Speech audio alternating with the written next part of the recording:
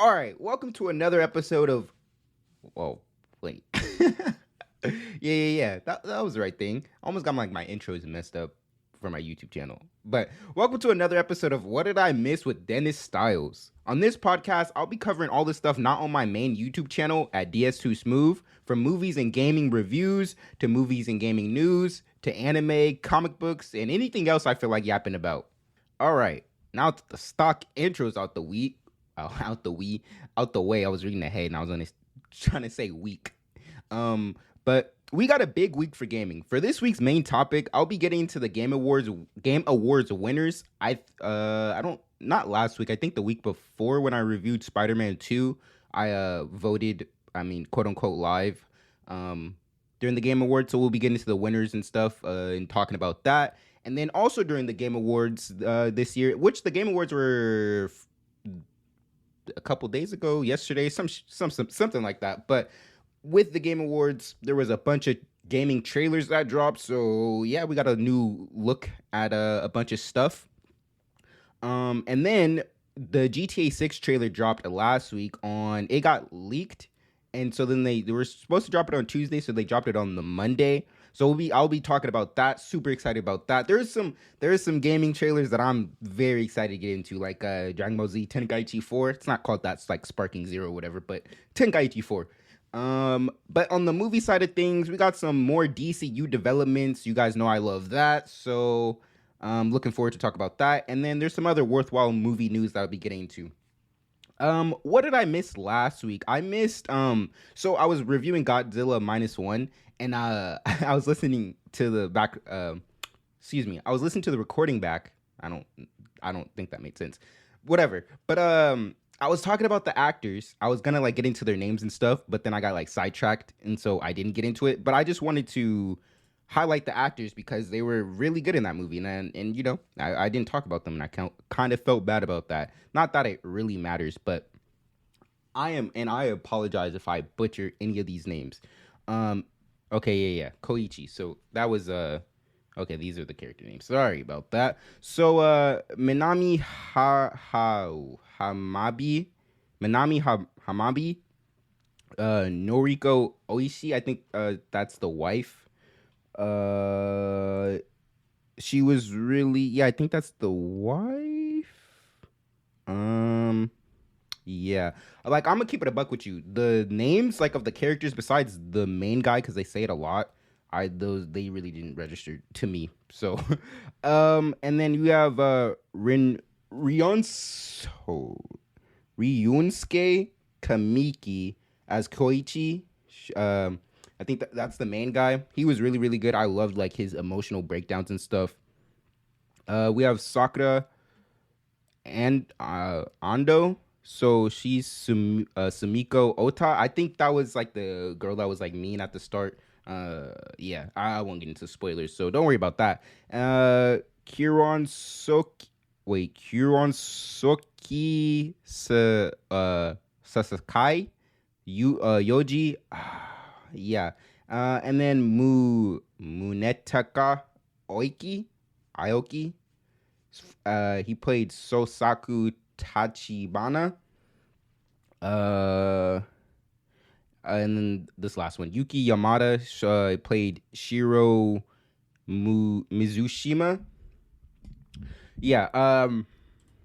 Yeah, I just really wanted to highlight the actors because when I talk about other non-foreign movies, I talk about the actors and shit, so I felt like it was kind of unfair not to highlight them too when they did a really good job. So I just wanted to do that, and I missed that last week. And then also I had this thought about Godzilla. So look, I wrote this down, so I'm just gonna read it.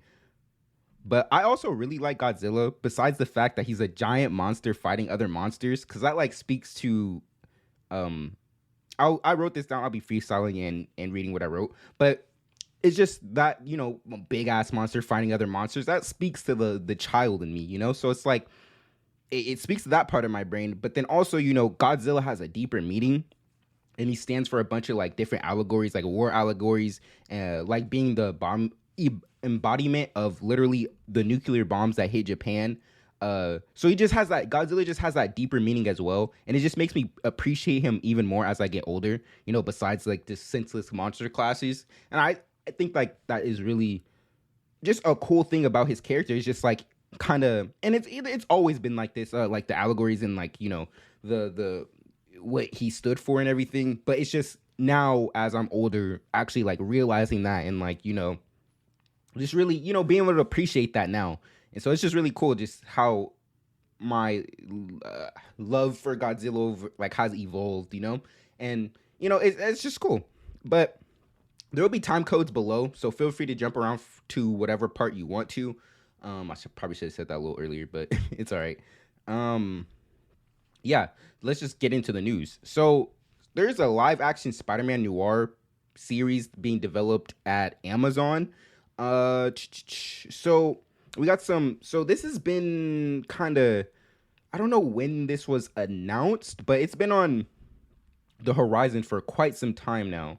But it recently got hold on, articles loading. Come on. You messed up the feng shui, you slow ass computer. I don't know what just happened. I literally clicked. Okay, there we go. So they landed the Punisher Steve Lightfoot as co-showrunner. So he did I don't know like his like whole contribution, but he worked on Punisher, the Netflix series, which is I'm pretty sure I talked about it before, but the Punisher series is all right. I really like season 1. I'm trying to remember season 2 yet. I don't think really I watched season 2, but it wasn't like as engaging. But overall, I mean, it was fine. I mean, I didn't. It was more than fine to me. I didn't like dislike it or nothing. But I think this is really cool. So this Amazon series, this Spider-Man Noir Amazon series. So if you don't know who Spider-Man Noir is, I don't. Let me stop trying to act like I'm the expert on it. But I played like Shattered Dimensions, which he's in that game, and like, you see him. Yeah, just a little bit in passing. But basically, he's 1930s Peter Parker, and it's just like his world is just, like I said, 1930s, and it's like more gruff. He has a blicky on him. He be shooting dudes and shit, and it's just a lot more grimy world. You got like you're like I remember fighting the Vulture in Shattered Dimensions in Noir's universe, and just very like stylized, that old timey look to him, which was cool. But in this he is Spider-Man Noir won't be Peter Parker, which some people were having a problem with. But I'm gonna keep it a band with you. I'm not really too invested in Noir, so I guess if you really like Noir, that's a problem for you. But him not being Peter Parker really doesn't necessarily really faze me. Like, it's already an alternate Spider-Man anyway. I don't know. It's just, and it's so like back in the past. Like, I don't really care that it's not Peter Parker. Like I said, if I was more invested in this character, maybe I would care more. But it's an adaptation, like not everything has to be 1-to-1, but obviously the identity to the superhero is pretty serious. But I don't know, for me in this case, and I feel like in general it doesn't really matter. But like I said, if you're a big Noir fan, I could see why this would rub you the wrong way. But I'm definitely keeping my eye on this show. Amazon, I can't speak to everything, but at least their superhero stuff so far has been pretty top quality. I mean, really, there's probably The Tick, I think, is on Amazon. I heard that was good. And then you got The Boys and Invincible. So I mean, I'm really looking forward to this. Like, as long as the writing's solid, like I'm on board. Or at least if the visual's good. Like, if the writing's solid, that's gonna suck. But if the visuals are good, then that'll at least get me through a couple episodes before I drop it. But yeah, not super excited, but I'm definitely, this is on my radar, especially with landing the Punisher co-showrunner. Or no, he's a co-showrunner on this show, but yeah, I'm not. Hold on, I think it says he worked on Hannibal and Narcos. So I'm actually watching Narcos right now. It's on Netflix, if it's the same one, which I assume it is. Which I'm really liking. It has Narcos has Pedro Pascal. That's he recently got cast as Mr. Fantastic. So I didn't even know he was in that show. So when I was watching, I was like, oh shit, Mr. Fantastic. Obviously that's not what he's known for, but that's what I said. But and then also has something Kinnerman. He's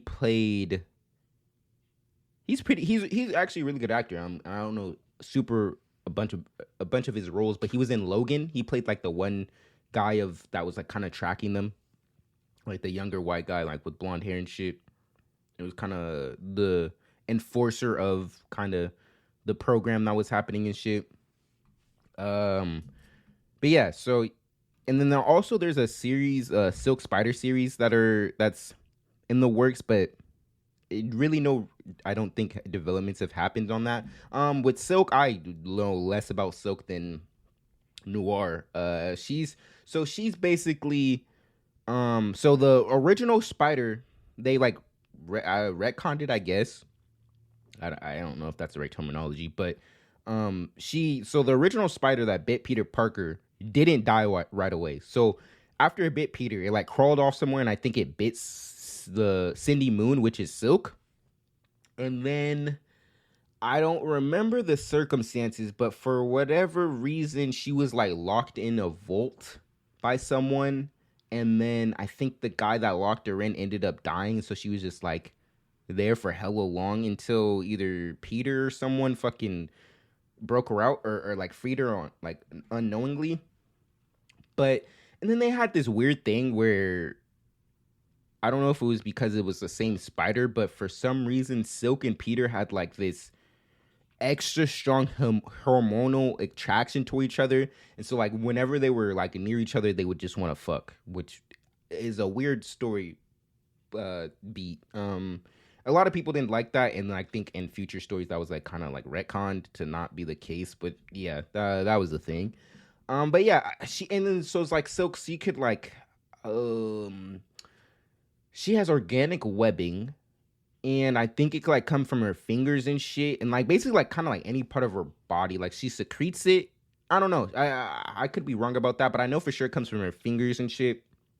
But she could just do a lot more things with her webbing and shit. Like it's a lot more she has more control over it. It's like from her body and shit. So I mean I don't mean I'm not like super into her character or anything, but I mean like she's cool, I guess. I was trying to like relate something with her show. I don't know. But I know the people who made the Spiderverse movies, Lord and Miller, I think they're helping produce that show as well. So yeah, I mean, like I said, if it has good writing, I'll be really down to check out anything to keep it a buck with ya. Okay, so some more Sony Spider-Man news. Spoilers for Across the Spider-Verse. If you haven't seen that movie yet, what the fuck are you doing, mate? Anyways, so yeah, spoilers for that. If you don't want to fucking hear spoilers or not, skip ahead a minute or so. I don't know. But originally in Earth 42, so that is the Earth that Miles got trapped in at the end of the movie. So originally it was gonna be Uncle Aaron that was the Prowler. So like just like in the last universe, but in this universe he survived. And in that universe, his Miles's dad dies instead of Aaron. And so in that draft, I guess, of the script, actually, yeah, I actually really want to get into this because I'm gonna get into why that's kind of bad. So they changed Miles, or they changed Miles to be the Prowler in that universe super last minute. I said that weird, super last minute. And so where was I? Where's my train of thought at? Oh yeah, so they were saying that like it just one of like the creators or some shit. He was in a Zoom call about something else, and like the idea just popped in his head, and then like he was just like ran it by his team, and they just thought it just made more sense thematically, and it hit way harder than just Miles being like, so in that universe, in that previous draft, Miles was just gonna be the Prowler's like sidekick or whatever, and like take him under his wing and just help him out whatever he's doing. But then they decided to make Miles the actual Prowler, which I think works way, way, way better. Because like I said earlier, or just a second ago, they what's it called? What is it saying? Oh yeah, they just thematically, just thematically and stuff. It was just made more sense for it to be Miles. But my thing was why this is bad. So it was pretty late in the game when it could be bad. I'm not gonna say for sure because I don't know the exact details on it. But so, why? I don't know if I talked about this podcast, but like shortly after like Spider-Verse came out, it came out that the working conditions on that were like just really bad. Just so with animation, you kind of want to have a set game plan, like what you're, because like you only, it's not like a movie where you can just like, shoot a certain shot like real quick, not even like real quick, but you don't have to fucking animate it, draw frame by frame and shit, and it's so much more time to animate something. And so with animation, and I'm not speaking, I'm kind of, it sounds like I'm speaking with authority on this. Again, I don't know all the what goes into it and everything, but just from what I've seen, it benefits from having a very solid plan, because then you know exactly what you're animating and you don't have to go back and animate shit. So what I was saying though, if this was pretty far along in production when they decided to switch this, they could have had a bunch of more stuff with Aaron Davis as a Prowler already animated, and then Miles Morales being the Prowler could have contributed to the reports that we were seeing and shit, when it's saying like they had to redo shit like over and over and stuff. And so this could be like one of those cases. And so while the change is way more beneficial to the story, it's just like could have contributed to that crunch. So yeah, not really sure where I was going with that. I mean, it's just bad all around. But I'm saying that because I say like I'm not really sure where I was going with that, because I'm not for sure if that's exactly the case. But I mean, shit lines up. But hey, but yeah. So I guess Kevin Feige confirms that they're not resurrecting Iron Man. We're going to keep that moment and not touch that moment again. So this was in from, oh, so sorry, I have to get better at like saying where I got these like articles and shit from. So the Spider-Man noir one with the Punisher guy working on it, that was from Variety. And then the Uncle Aaron shit, that was from Games Radar. And this next bit of news is from Vanity Fair. It was like this really long article about Robert Downey Jr. And I'm gonna keep it a buck with you, I did not feel like reading that whole thing just to find this one quote where Kevin Feige says this shit. But that remains to be seen. So he says they're not resurrecting Iron Man.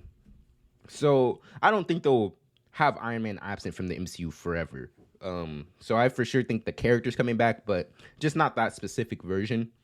Or even, I don't even think, let me not say never, but I don't even really think Robert Downey Jr. is coming back. I wouldn't want him back, honestly. Like, really, what for, though? Like, if it's just for some multiversal shit, like, that's, like, for a couple seconds, that's gonna be stupid, because, like, it's some multiversal shit. So it's, like, kind of, like, just for a quick point at the screen moment, you're kind of ruining that Iron Man Endgame moment. It would be hit way harder if we do see another variant of Tony Stark, if it's, like, a different actor. I know like Tom Cruise was rumored to play Tony Stark back in like 2008 and shit.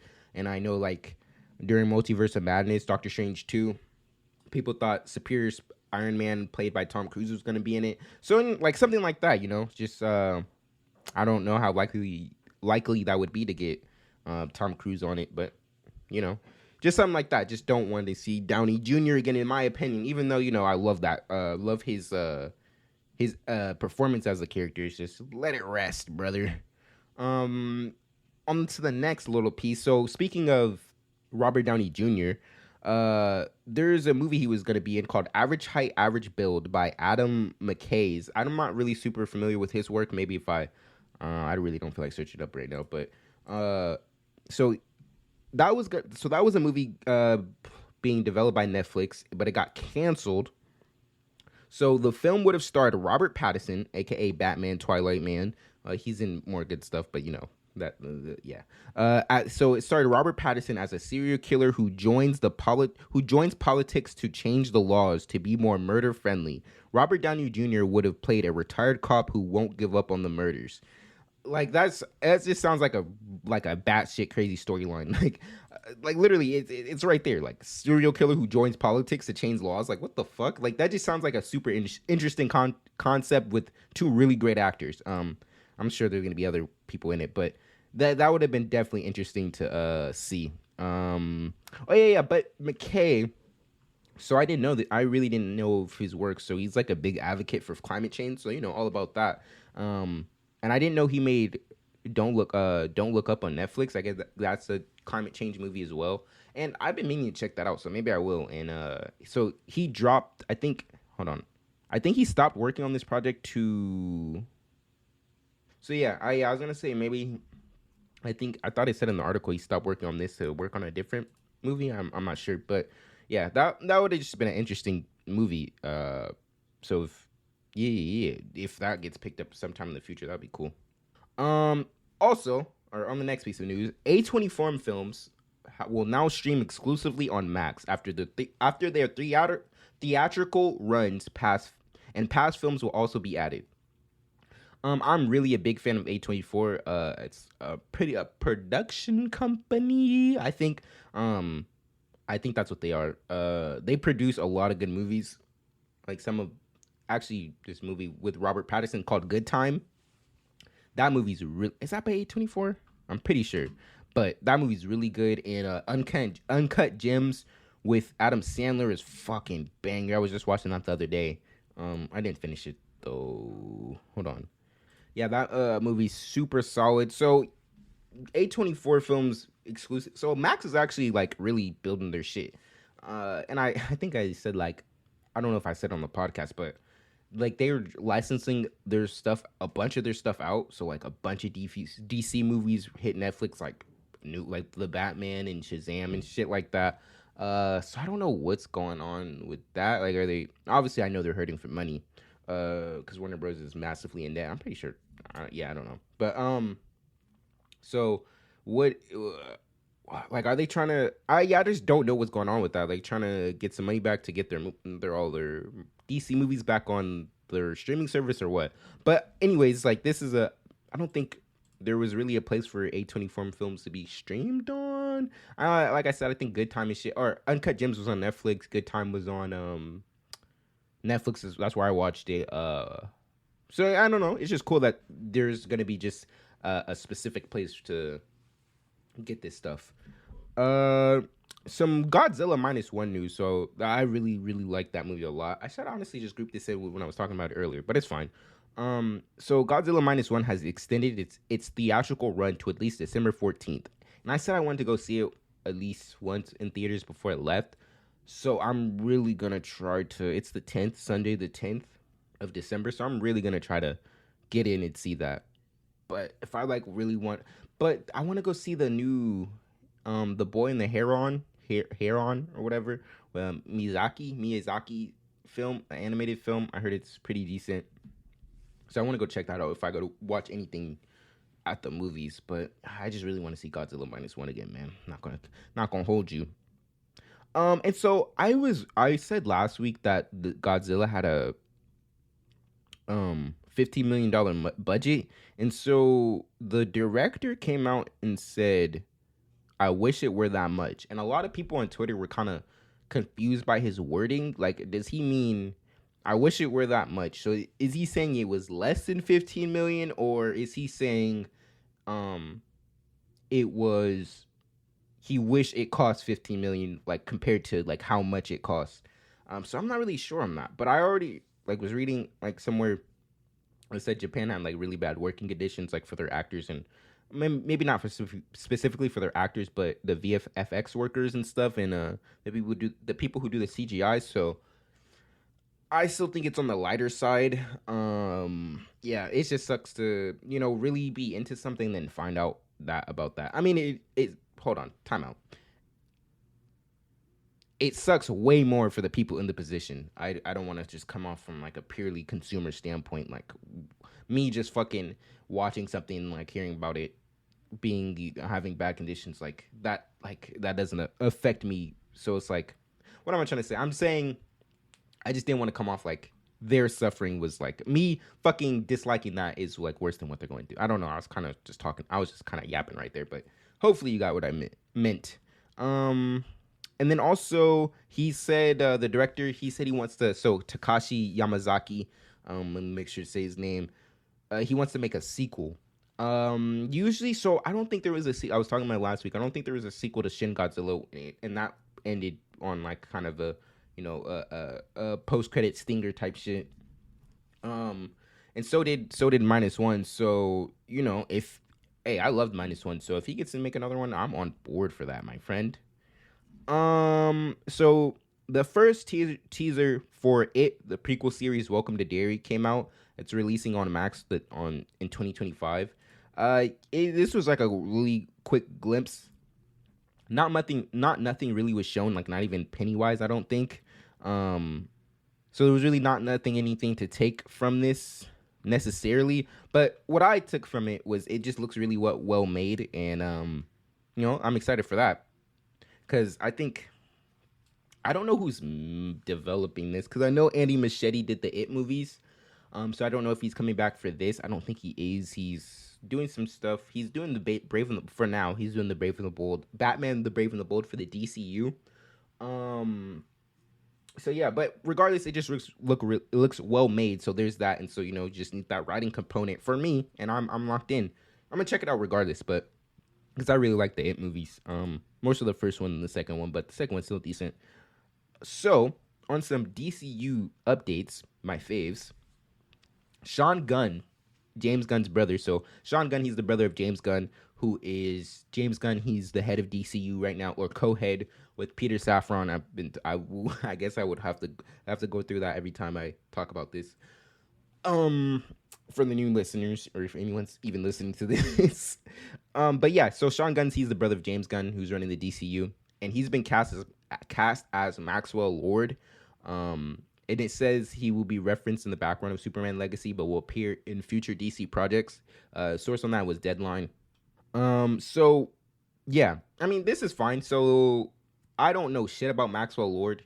The only movie appearance that he has, I'm pretty sure, is I could be like maybe he's like in the background somewhere. But the only movie appearance he's had has been in Wonder Woman 84, played by Pedro Pascal. I heard that. I really don't. I heard his performance was fine for like the writing and shit, but so people were saying, "Oh, what a massive downgrade from Pedro Pascal to Sean Gunn." But I mean, like that's kind of mean to say. Shit. I mean, Sean Gunn, he's definitely a good actor, so it's like I'm not really complaining. I don't really know shit about Maxwell Lord. So yeah. But what I wanted to bring this up. One, it's DCU developments, and then two, I seen some people on Twitter saying, or just like, well, they just been saying it, but this, since this came out, just James Gunn's just hiring his friends and shit to be in his movies and shit like that. It's just like, bro, are you that idiotic? Directors do that shit all the time. They literally get people who they're familiar working with and who they know how to direct, like to the best of, to pull that performance, the best performance out of that actor. So it's like, bro, like why are you fucking dumbasses confused that he's gonna work with the same people he's been working with? Like, come on, bro. Like let's think a little bit, guys. Let's use our noggins. And then also some more DCU updates. The Authority already has a writer attached to the project via James Gunn on Threads. I think he's pretty active on Threads. I said that in one of these episodes. The DCU's Authority, if you don't know, let's think about the Justice League, but they get shit done by any means possible. Example that I used before is like I think they were being invaded or some shit by a different species, and then they beat them, and then like to stop them from attacking it again, they went to their home world and like destroyed all of them. So it's like they're that type of team, which I don't know anything about really any of the members. I've heard like not heard. I've read like descriptions and shit on them. They seem like pretty cool characters, so I'm definitely excited to see them and how they play a role in the story. And I'm pretty sure they're in Superman Legacy. So yeah, I just really want to see how they interact with Superman and just how their ideology is class and shit. And he said our writer is already attached, so that's interesting. He didn't say who. Maybe he did, and this doesn't say in the shit that I read. But yeah, this week on corporations being scumbags, a bunch of crusty dusty scumbags. A judge is allowing 9,000 women to sue Disney for pay disparity. Disney has been gaslighting these women for 4 years. They love their jobs, but they want to be respected and treated the way they should be in the workplace. That was from someone that said. That was not me saying. That was I was reading from what someone said. And this suit is the largest ever certified under California's Equal Pay Act. So I'm gonna keep it a band with you and not act like I know like what the fuck is happening. I mean, like on the surface, yes, I know what's happening. I know that women, uh, I don't want, maybe not so typically now. I'm not sure, but there's very many instances of women being paid less than men for doing the same job. So this is one of those cases. I'm not sure how true it is, but yeah, it's Disney. It's a big corporation, so can't put shit past nobody, my friend. Especially for the dollar, they gonna do some grammar for the dollar. Um, but yeah, I was just like kind of reading it, and I'm trying to like really trying to give like some spark notes on. It's hard to give spark notes on something like you kind of don't understand completely. So I apologize for that. But if you want to get more into it, this article is from Variety. Uh, I think it's called, the title is Judge Allows 9,000 Women to Sue Disney for Pay Disparity. So if you want to get into that and research that, then yeah, I just wanted to highlight that because, it's kind of fucked up. Especially if, this lawsuit is correct and these women are being shafted. But then also, that was probably the wrong use of words to use. What's it called? But also the person who's filing this claim is also pursuing a parallel claim under the state's Fair Employment and Housing Act, which would cover over a broader group of 12,000 women. So this person, it seems to be really fighting for this, which is, if it's actually happening, great on them. Let me see. So this April 1st. So look, this is from the Variety article. The class includes female Disney employees who have worked for the company in California since April 1st, 2015, in a non-union position below the level of vice president, and who have been assigned to a job family and level. I'm not sure what that means, but I think later context clues, it says hold on. It covers employees from the Disneyland hotels and theme park, the cruise line, the Disney Film and TV Studios, ABC, Marvel, Lucasfilm, and other units. It does not include Pixar, ESPN, Hulu, Fox, or FX. So just from, I think, a bunch of positions, different positions across their many departments, this has been happening. And then I also was reading the article. The person filing this said that Disney's gonna need to come with a very strong argument to disprove all this stuff. So I don't know if I will like keep reporting on this as it goes along, and maybe I'll like do some research outside of this. I'm super busy, not gonna lie to you, to really find out what's happening. But I just wanted to shine some light on that because that's fucked up, Disney. Like, get your shit together, boy. Damn, we was kind of going, bro, because yeah, that's the fuck. I was trying to come up with a phrase. I was gonna say that's the fucking. I don't know. I don't know. But that's all the movie news. And there's a bunch of like gaming stuff, but I just like kind of all grouped that into the main topics is gonna be on gaming. And then I also did have some comic stuff. I mentioned it last week. I was reading Wonder Woman Dead Earth. And I'm literally a couple pages and I'm done. But I'm trying to figure out how I want to talk about comics, just like in general. Like if I want to talk about it on my main channel and like really edit it up or whatever, or just kind of free flow something while I'm playing the game and just talk about comics. I don't know yet.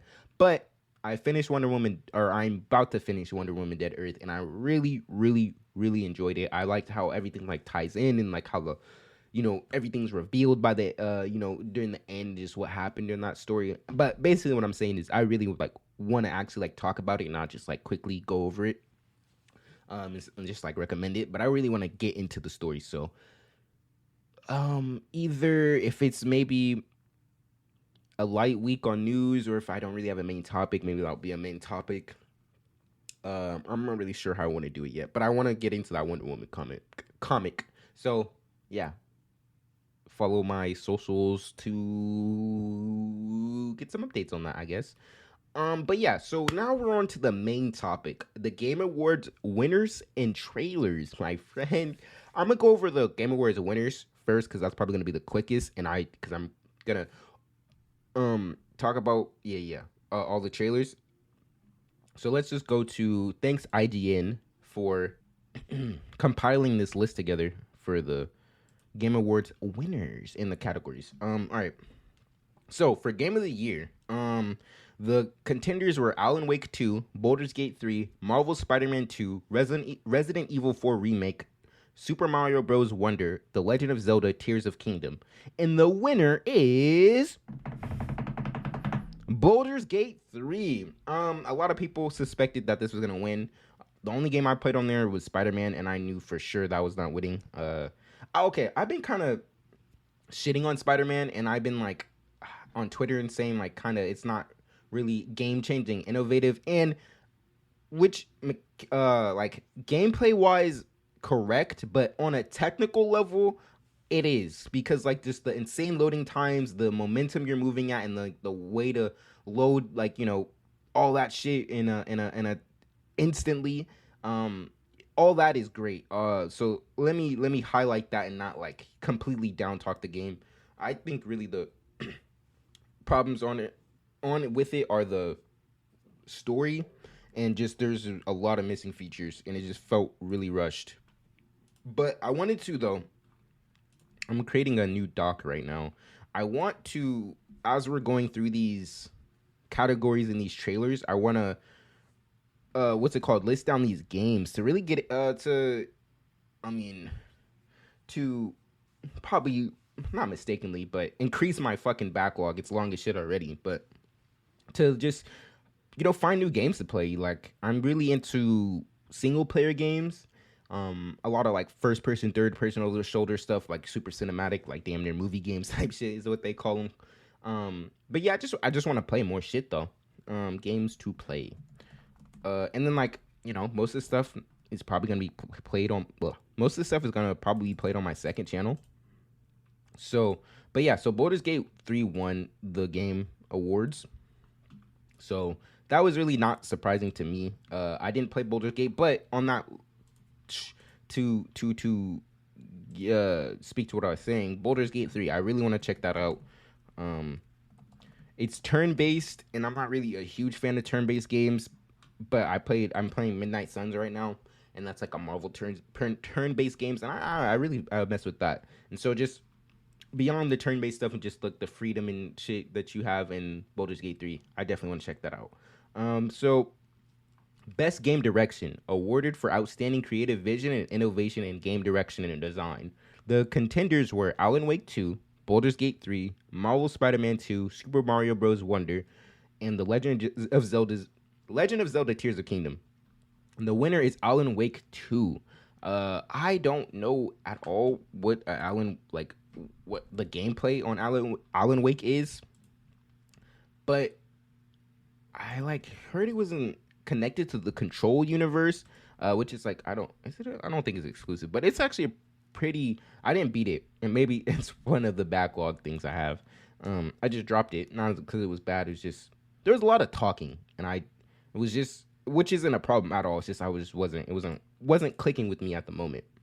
But Alan Wake 2, I'm gonna put that on the list, so I'll probably need to play the first one though. And if all these games, like most of them, I'll be playing on my second channel whenever I get around to it. But there are a couple games that I low-key want to just keep to myself and just be able to enjoy without having to entertain while I'm playing, you know? Just be silent and yeah. So Alan Wake 2 is on my list. And Zelda and shit is when I get a Switch, like Zelda, that's already spoken for. Like I want to really play the Zelda games. I just don't have the Switch right now, so Best Narrative, for outstanding storytelling and narrative development in a game. So the contenders are Alan Wake 2, Baldur's Gate 3, Cyberpunk 2077. Fuck, why can I? Cyberpunk 2077 Phantom Liberty. Maybe because I just like recorded a video about Cyberpunk 2077, so now my brain doesn't even want to say the word anymore because I was saying it a lot. And then Final Fantasy 16 and Marvel Spider-Man 2. I'm getting really tongue twisted, so let me drink some water really quick. All right, and so the winner. Wait, did I? Yeah. So the winner for Best Narrative is Alan Wake 2. So So far, it's got two under its belt: one best game direction and best narrative. So yeah, I really want to check this out. And so, best art direction for outstanding creative and or technical achievement in artistic design and animation. The contenders are Alan Wake 2, Hi-Fi Rush, Lies of P, Super Mario Bros. Wonder, and The Legend of Zelda: Tears of Kingdom. Damn, Zelda's in damn near every one of these categories. And the winner for that was Alan Wake 2. So damn, 3 under his belt. So yeah. I'm probably definitely gonna be checking this out fairly soon. Best score in music, pretty self-explanatory. Alan Wake 2, Baldur's Gate 3, Final Fantasy 16, Hi-Fi Rush, The Legend of Zelda. And the winner was Final Fantasy 16. So I don't know, is Final Fantasy a turn-based game or what? Because like I swear I seen like some non-turn-based gameplay and then some turn-based gameplay. So I'm not really what's up with that, because if it's like I said, I'm not dissing the turn-based. It's just not my cup. It's not my cup of tea. You feel me? And maybe I just need to play more turn-based games, and maybe I'll get more into it. But just overall, it's just not my cup of tea. So if Final Fantasy isn't turn-based, I'm definitely willing to check that out. For sure though, I know Hi-Fi Rush didn't win, but when I get a PC or Xbox, whatever comes first, probably PC, I need to check out Hi-Fi Rush. That shit looks lit as hell. I'm not gonna lie to you. Best audio design, recognizing the best in-game audio and design. Contenders: Alan Wake 2, Dead Space remake. Wait, pause. Yeah, I'll just finish that. So I really want to play the Dead Space remake, and I was gonna play it for Halloween, but I did not have my gaming equipment yet, so I was like, "Fuck." So I probably will save that for next year's like Halloween, like spooky. I want to do a themed things for Halloween, like maybe like watch like talk about on my main channel like a scary either episode of something like I know Ben 10 has some cool like Halloween episodes, or the Batman's like quote unquote a Halloween movie. Just talk about him like that type of vibe.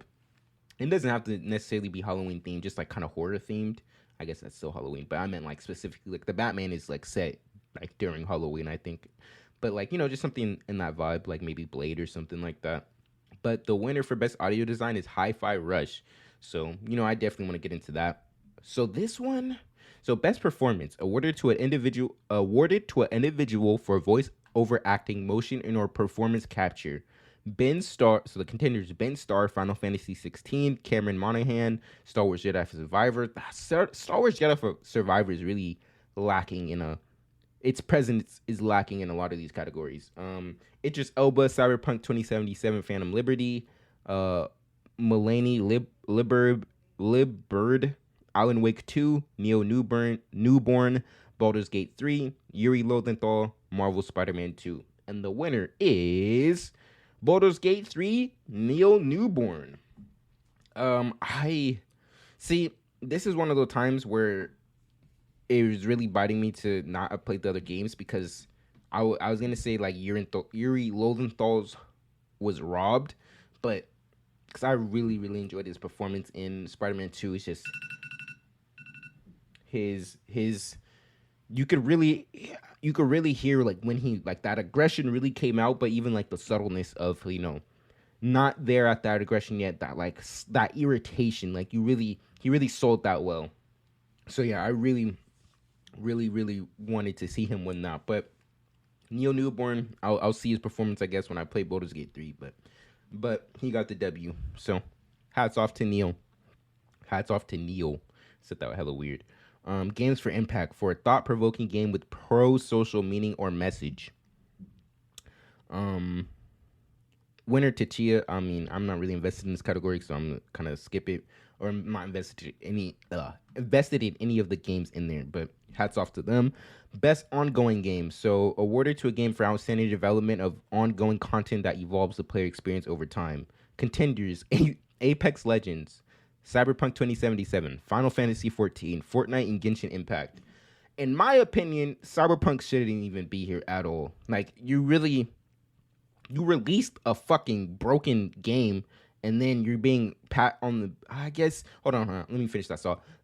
And then you're being pat on the back for fixing it when that's how it should have released. Like, and I'm not even saying like the Phantom Liberty DLC is probably like really, that's actually, I'm gonna be playing that tonight and hopefully post the episode tonight if I can edit it. But I'll probably be editing this podcast. But yeah, the Phantom's Liberty DLC could be great, but that shouldn't count. Like, but then also I was gonna say like you have No Man's Sky, like that were released not necessarily broken, but there was a lot of features missing, and so that game was constantly updated over the years, and that I think won best ongoing game in this category a couple times. But I mean, I feel like after they put in what they said they were going to do, they kind of just went above and beyond.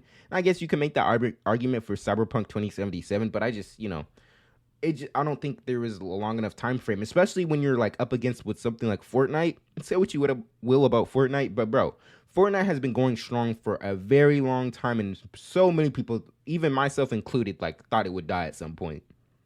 And then like you have this, they're hitting fucking new peaks with Fortnite OG and shit like that. Like, come on, brother. So at least to me, I haven't played the other ones, but I think it should have gone to Fortnite. But hey, hats off to Cyberpunk, I guess. Best indie game winner, Sea of Stars. Maybe I'll And I did say I was gonna write down kind of some new games. So, Tachia, I think I played that. Not the whole thing for sure, but a couple minutes. Best indie game. I really want to get into some indie games, so I said the winner was Sea of Stars, but the contenders were Cocoon, Dave the Diver, Dredge, Sea of Stars, and Viewfinder. So I'm just gonna keep it. I'm just gonna copy and paste all those. Just get them on the list and maybe just check them out or just see what the trailer or gameplay's hitting for, and then I'll check it out. Best debut indie game, Cocoon was the winner. Dredge, Pizza Tower, Viniba, and Viewfinder were the contenders. And then so now we're getting the best mobile game, best community support. I'm probably just gonna skip that. Is there any other category? Best action game.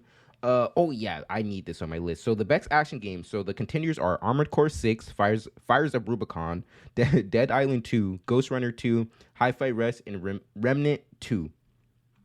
And the winner is Armored Core 6. So, if you don't know what Armored Core 6, it's like this fucking mecha game, and you can, like, customize the fuck out of your mech. And it's, like, it's pretty challenging, I think. It's made by the Souls, like, guys, I'm pretty sure. So, it's, like, kind of, it's going to have some difficulty to it. But the gameplay on it, bro, it looks amazing. So, this winning action game makes sense. I haven't played it, but what I seen was fucking insane. So, but keep it a stack with you. I guess Spider-Man. I just really like Spider-Man's combat. That's like I wouldn't say saving grace, but that's the biggest highlight. I think that and the swinging. But why isn't that on? Focus. So the best game in the action genre focus on primarily combat. So I guess, yeah. So that makes sense why it's not really in there. I don't know. I feel like that could be argued, maybe. But certainly now we go down to best action adventure game.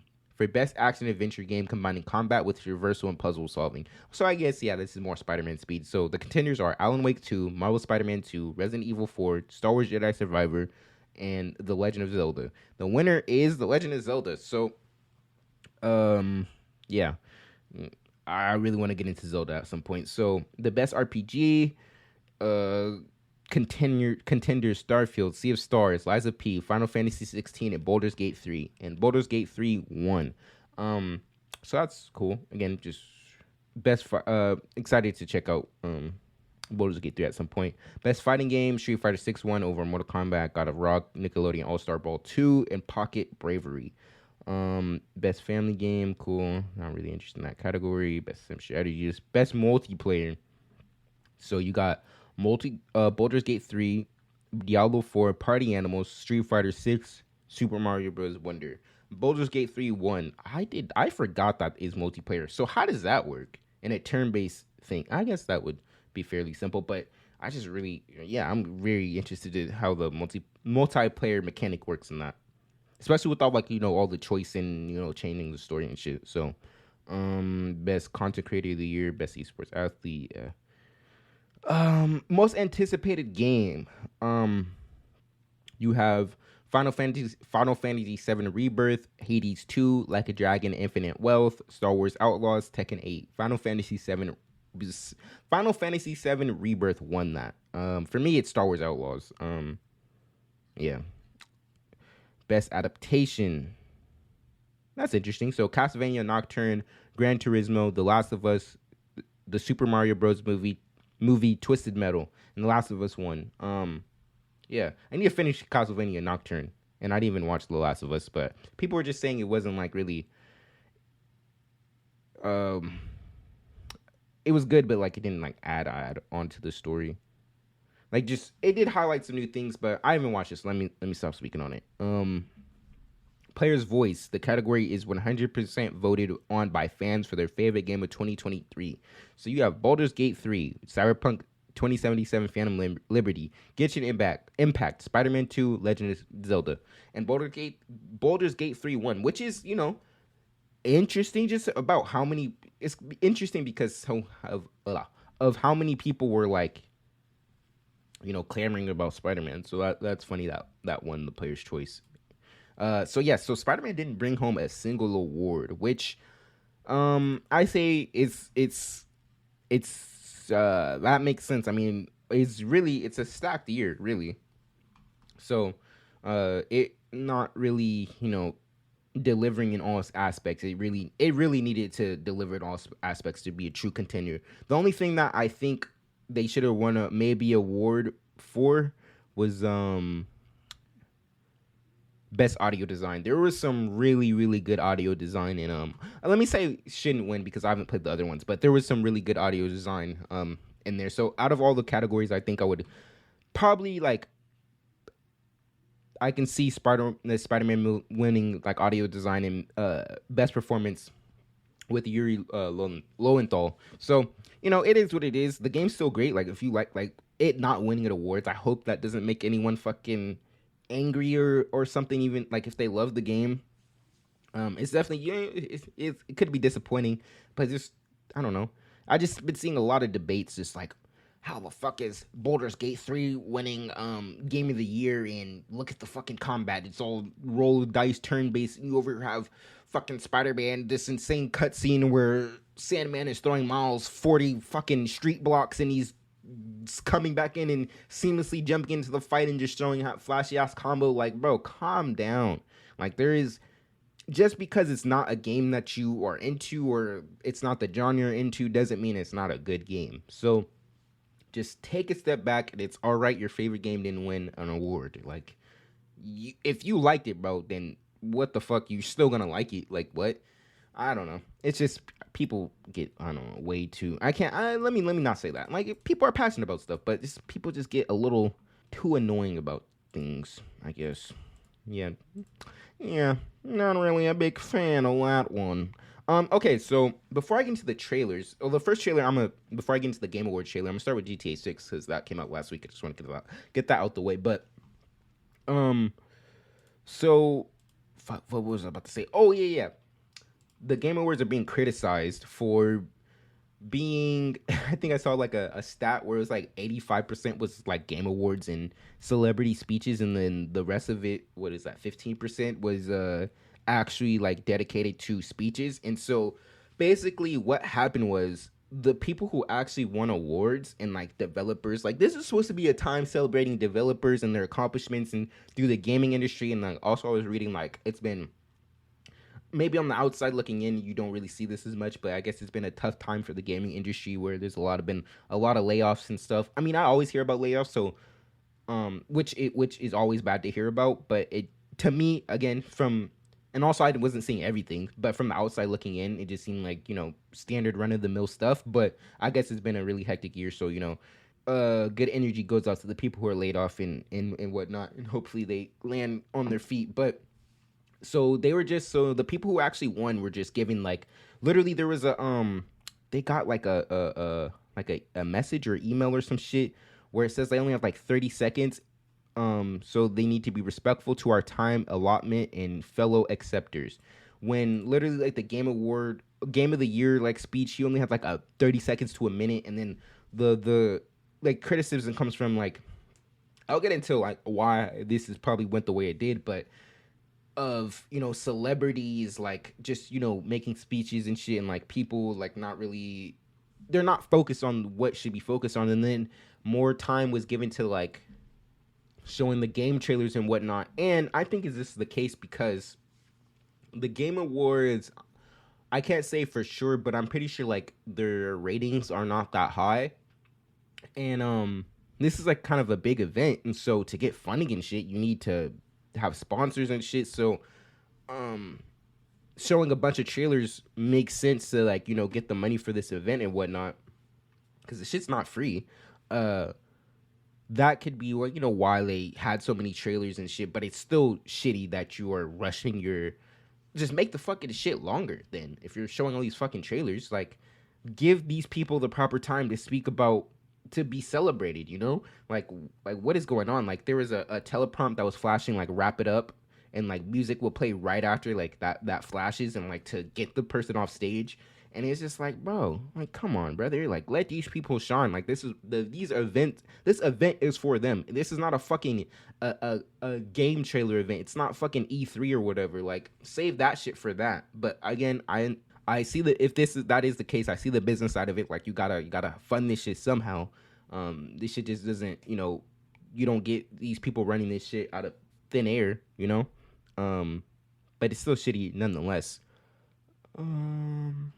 There was something else. The God of War like mocap voice actor of Kratos, he made a funny speech, or he made a funny jab at Call of Duty. He said, what did he say? He said my speech was shorter, or my speech was longer than the Call of Duty's campaign or some shit.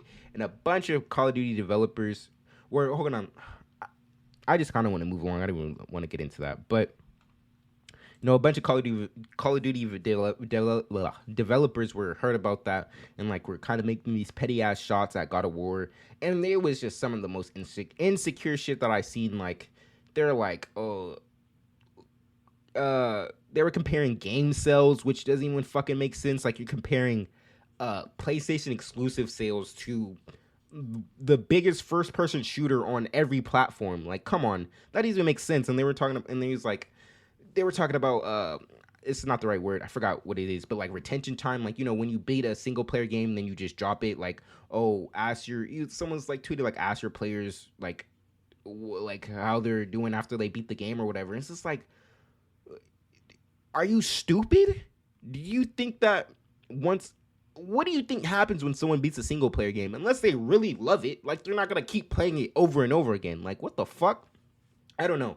But I also saw a point like, oh, this was a time to be the developers and shit to be celebrated. So, you know, jabs like that aren't really appreciated, and I get that side of it, of course. But it was just like kind of a little joke, and it's the reality at that. Like the fucking campaign's short as shit, and it's ass. Like it's in the Warzone map, was slapped together with cutscenes. Like, bro, be realistic about what the fuck you're putting out, type shit, you know. But yeah, I understand the sentiment. Like it is it's time to celebrate developers, so it's kind of like, you know, not cool to make fun of them. But hey, it's fucking Call of Duty. Like, come on, be aware what you're doing. Come on. Yeah, there's that. So before we get into all the trailers, because oh my gosh, there's some shit that I really want to talk about. Let's talk about the GTA, the Jata 6 trailer, the Jata 6. So man, this is a long time coming. Brother, I got GTA 5 when I was 13 years old. I'm fucking 23 now. Like, I am so excited for this game, bro. You don't understand. Like, just even like multiplayer shit aside, like the story is about to be so fun, bro. I'm kind of like just at a loss for words, really. But the trailer wasn't like really. I think, okay, the biggest thing I took away from the trailer, because it was just kind of like, and like it was cool seeing all this shit for sure. I was gonna say it was kind of whatever, but it's not even that. It was just like not really any major story details were shown. It like kind of just showed like the main characters and stuff. But one thing I instantly took away from this trailer though was the different body types. And I'm not just talking about like the ass and shit and like, you know, but like there's just a lot of I'm trying to find just oh here's the beach.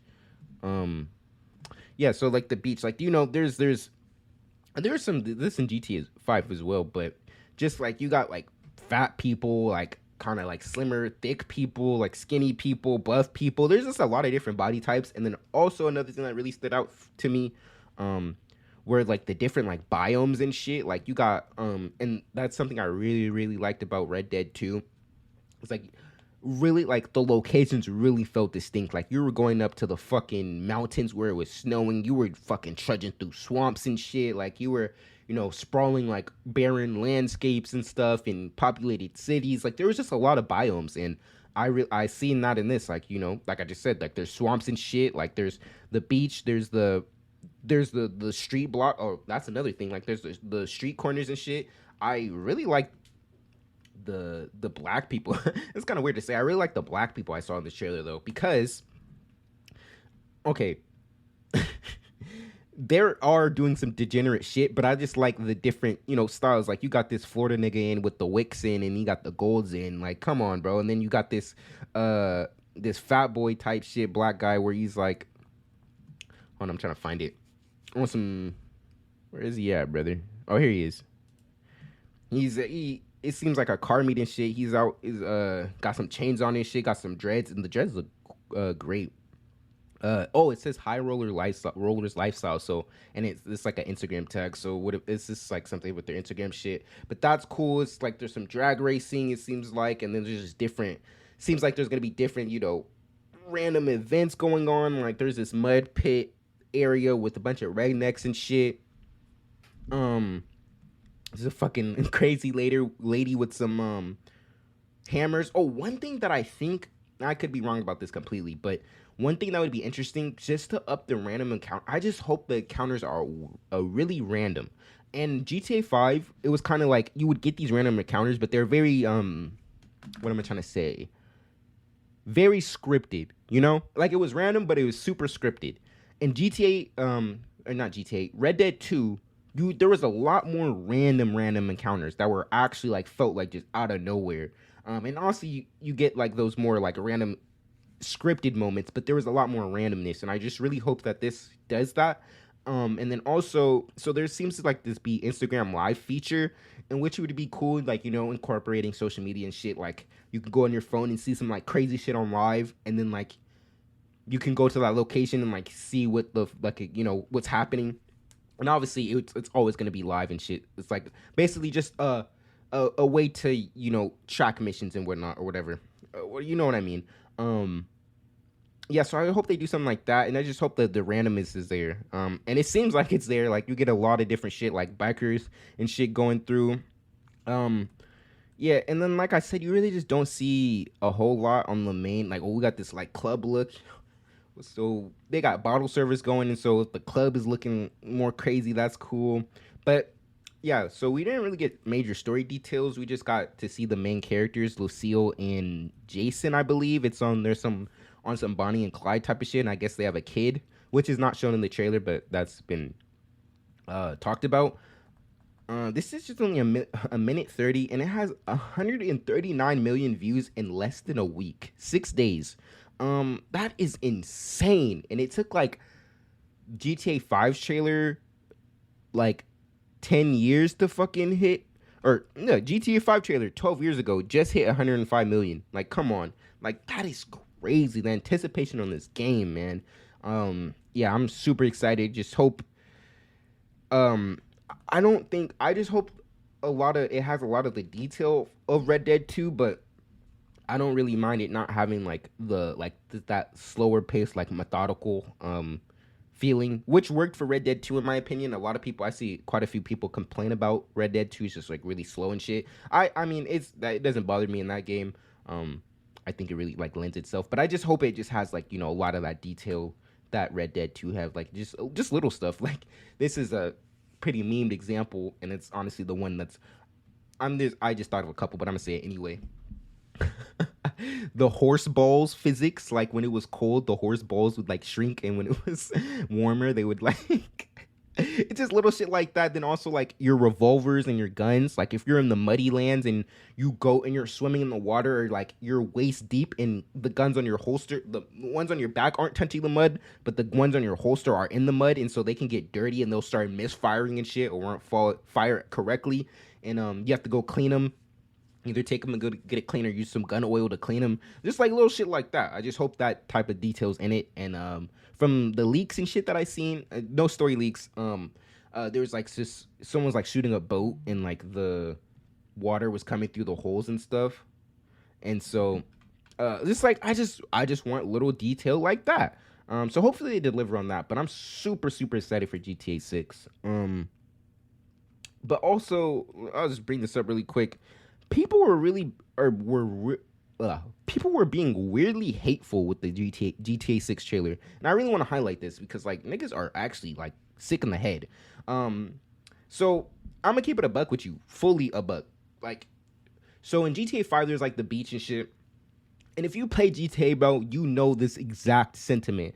Like, I could be playing for a couple hours like online or some shit. And, like, you know how you're getting sleep or when you're about to get off the game, especially with GTA, you just start doing random shit. Like, you're just over here fucking robbing stores. Like, who the fuck robs convenience stores in GTA anymore? Like, you only get $1,000 from that, and you're over here doing $1 million heists.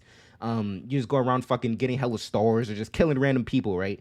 And something's like, I don't like specifically, oh my fucking god, let me go to the beach. But, like, if I'm by the beach or some shit, I'll just be in my car just running over people. Like, right, like, before I get off the game or some shit, just doing dumb shit.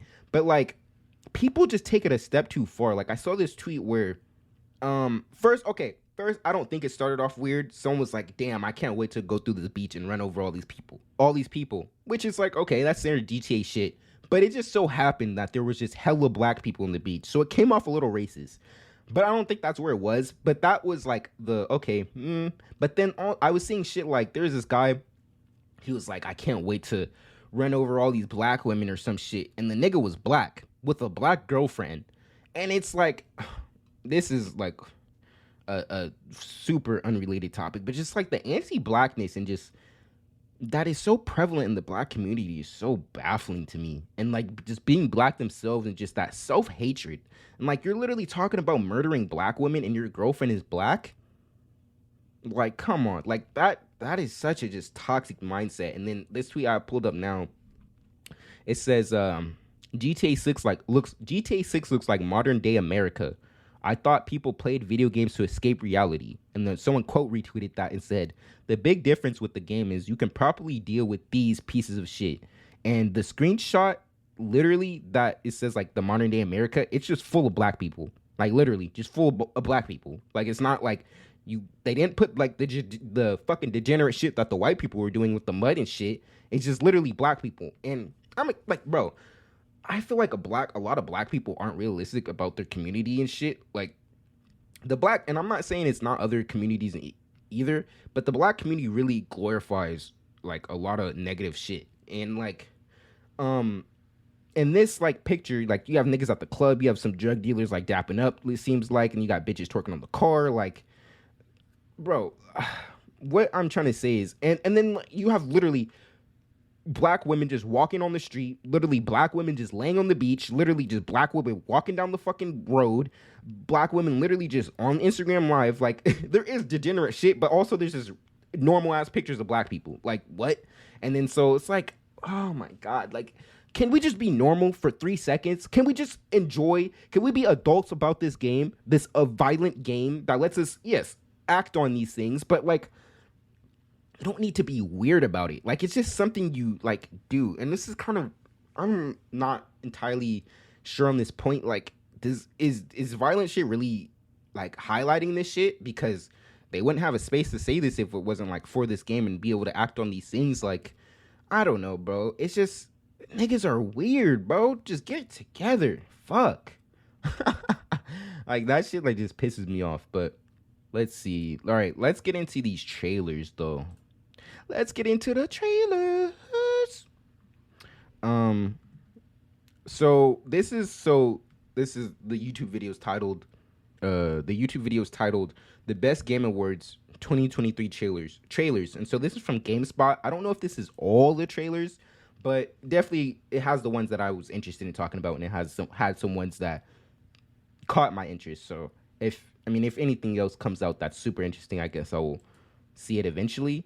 But so we have this one called Exodus, and unfortunately, I saw at the end of this trailer that there was no. I think it's an Xbox exclusive, so that sucks. But it's just a sci-fi thing. It's about this it's like on some Mass Effect shit. Some Pathfinders go out to the universe trying to, establish the human race outside of Earth and whatnot. And I guess like they were super like struggling and shit. And there's this one Pathfinder or whatever that, you know, balled up and really was like explored and put humanity on their back and found some technology that will further their advancements and stuff. And then so she's like doing this whole journey with this other guy, right? And they seem to be partners, and something happens, and she has to like go in the escape pod, and he self-sacrificed himself to get like the enemies that were chasing them off their tail, and so she can go back to the civilization. But he hit light speed before he like was when he was leading him away, and I guess some time dilation shit, and like literally centuries and lifetimes go by, and like the way that so they're in a museum walking around, this guy's explaining like all the shit that she's done, and he's basically saying like they've been there for like they're her descendants, so it's been decades, centuries. I'm like fucking stupid, so I don't know which one. Centuries is definitely longer. Decade is like 10 years, and centuries is like 100. How long is a century? Yeah, centuries 100 years, so a decade's 10. So yeah, so he says it's been like centuries and shit. So and he pops up at the museum, and then the guy realizes, oh shit, you're the main guy, the other main guy. It just looks like it's a super interesting concept. I don't think there's really any gameplay. I'm gonna look it up right now to see if anything else about it. But the premise seemed really interesting, to be honest. I'm trying to find if there's. Oh shit, Matthew McConaughey, does he play the main guy, or the character model doesn't look like him, but he could be voice acting him. I gotta go back and listen to that because I don't think I didn't really hear that in his voice. So I don't think there's really any game. I swear I've seen some gameplay before. No, I swear I've seen some gameplay on Twitter. It was like some quick glimpses. Oh wait, Metro Exodus, not that. But okay, maybe there's not no gameplay. I don't really feel like looking that hard. But it seems like a cool premise. But like I said, I think it's an Xbox exclusive, so that kind of sucks. But I'll have by the time like all these roll out, depending, I'll have like a PC by then. But the next one was God of War Ragnarok, free Valhalla DLC. So this was a pleasant surprise. I don't even think the first game got DLC. Maybe some like in-game updates, but I don't think it got DLC. But so this is like a rogue light. So I'm not super familiar with that genre of gaming yet. My first I think really introduction was Sifu, and that's like not even your traditional roguelite either. It's like a kind of a remix, and that's why it's like pretty well regarded. But basically, if you go through, let's say, so in this instance, so it looks like Kratos is going through like some type of gauntlet, and you have to go through that gauntlet with roguelites without dying. Like you have to do it in one go, and maybe like you'll unlock shortcuts, or you'll get more familiar with the enemy's moveset, so you can like beat them quicker, or not lose as much health on that encounter that like third time doing it or whatever. But you got to get through it in one go. So it's like I think Kratos like dies in this trailer, and then like he wakes up in mirrors. It's like he's like oh, that was an embarrassing one, but up and automatic again type shit. So it's not like you just die and like restart. Mimir seems to be aware of what's going on. It's actually like implemented in the story or whatever this little like story arc is going on. So like I'm not really sure why Kratos is doing this or what's up, but I'm hey bro, any excuse to play more God of War, I'm on board. I think. So this comes out on the 12th, so this is literally super soon. I gotta finish a couple quests, and because I really want to get, there's this armor set, right? That is like this black, and it has like this gold lining on it, and it's literally this it looks so cool, and I want to. So basically, what I'm saying is I want to upgrade that fully and get that, and then start a new game plus run, and maybe I'll do that on my channel and like do the Valhalla shit. Because I've been meaning to play that game, but I just gotta finish those. I don't probably not gonna finish the side quest just so I can start New Game Plus quicker, but definitely upgrade that piece of armor so I'll have that in New Game Plus and not at the start of the game because I really like how it looks, especially in the early game when before shit gets super hectic and shit. Just a super fitting look. Um, it's like the boar's hide one. It's like black and has some gold trimming when you upgrade it. If you played the game, you probably know what I'm talking about, but it just looks super clean. But yeah, we just like I said, any excuse to play more God of War, great. And then also we looks like we got some new enemy types, and then it has the fucking like Cyclops from the old God of War game, so that's super cool to see. Yeah, man. Shit. I don't really have much to say beyond that because it's really like there's really like no story details into it. It's just shit, more boxing. More boxing, that's all I care about. So yeah, that's cool. And it's really cool that like, you know, they're dropping some free DLC. So the next thing on this that caught my eye was Hellblade 2, Senua's Saga. So I'm not really sure what's good with Hellblade at all. I definitely see some shit in the past. But this seems like it's like a over the shoulder third person type of game. Looks super linear and super story driven. The first one, Hellblade Senua's Sacrifice. I don't know if it's the first. Let me look it up on Google. So I was on YouTube, but it just looks. Like the trailer, bro. I couldn't even tell you what was happening or why it was happening or what. But it kind of looks like Norse mythology. Could be completely wrong about that, but it seems like Norse shit. And it just had like a bunch of spells and like, you know, creepy. It just had a really creepy atmosphere. Shit, ratings. I mean, it's IGN, but 80% on or 99 out of 10 by IGN, 9 out of 10 on Steam. 94% like this game, Google users. Yeah, it just looks super like I said, I really like story driven games, and I really haven't heard about this at all. Here's an audience review. Hellblade: Senua's Sacrifice was an unforgettably beautiful game. It was an what the fuck? It was an unforgettably beautiful. All right. It was not overly spooky, but just the right amount. An unforgettable experience for a person like myself. So yeah, I definitely this one. Let me put this because I need to probably play the first one first. So let me put this on my list. Hellblade 1. It's not called that, and Hellblade 2. I know it's not called that, but for the sake of this, it is. All right, yeah. So it just looks super, you know, interesting. It caught me. It grabbed me. It grabbed my attention. Yeah, definitely keep an eye out for that. The next thing, brother. This I'm gonna keep it a full buck with you. This is probably sound like some straight fucking nerd shit. But the next thing is Dragon Ball Sparking Zero, which is Dragon Ball Tenkaichi Budokai 4. And I'm gonna keep it a stack with you right now. I have some tears welling up in my eyes, bro. This game, like this game series, bro, the Tenkaichi games, is just such a fucking childhood staple, bro. I have this script that I write, but I talk about this in the script. So if you watch my videos and listen to this, you'll probably hear this, but just Dragon Ball Z Budokai Tenkaichi, like 2 and 3, those games, that is when, so those came out in like 2007, 8. Those were the first games I was actually like good at as a kid. I was literally, the Dragon Ball Tenkaichi games are super unbalanced. And I mean that in the best. So Dragon Ball Z Budokai Tenkaichi 2 came out October 5th, 2006. So I was 6. And then the third one came out October 4th, 2007. So I was 7. But those games are so unbalanced in the best way possible. Like if you pick a character like fucking Chiaotzu, who's he to me he's a dog, but if you pick him, he has lower health, his damage output isn't as strong, and so if you match him against someone like fucking Super Saiyan 4 Goku, he's gonna annihilate him. But if you know the mechanics and you got your dodging and your parrying and your blocking and shit right, and everything like that, the game's not super deep. Like you just gotta learn a couple things and you'll get pretty good at it. But if you learn that shit, you could really beat any character with anyone, like the weaker characters type shit.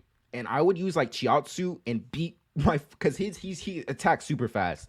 But I would beat Chiaotzu literally 7, 8 years old, beating my grown ass cousins, fucking 20+ year olds with Chiaotzu, and they're picking like Kid Buu and Super Saiyan 4 Gogeta and shit, and I'm beating them with fucking Krillin and shit like that. Like, come on, bro. Like, those were the first games I was truly good at, and they're just such a staple in my life. And just what makes those games so great, it's just like a Dragon Ball simulator. Like, just the way, like I just said, the power scaling, like, you really feel that. The characters, I'll get into the negatives in a second, but the characters really feel power-wise distinct from each other. Like, you're flying around, you're breaking through shit. If you do a fucking ultimate move and you miss, or your opponent's on the ground and it hits the earth or whatever planet, it creates a lava planet or whatever, and you destroy that arena. Like, it was just the ultimate Dragon Ball simulator, bro. And it's just, oh my god. Like, people have just been, that probably sounded wild in the mic, bro.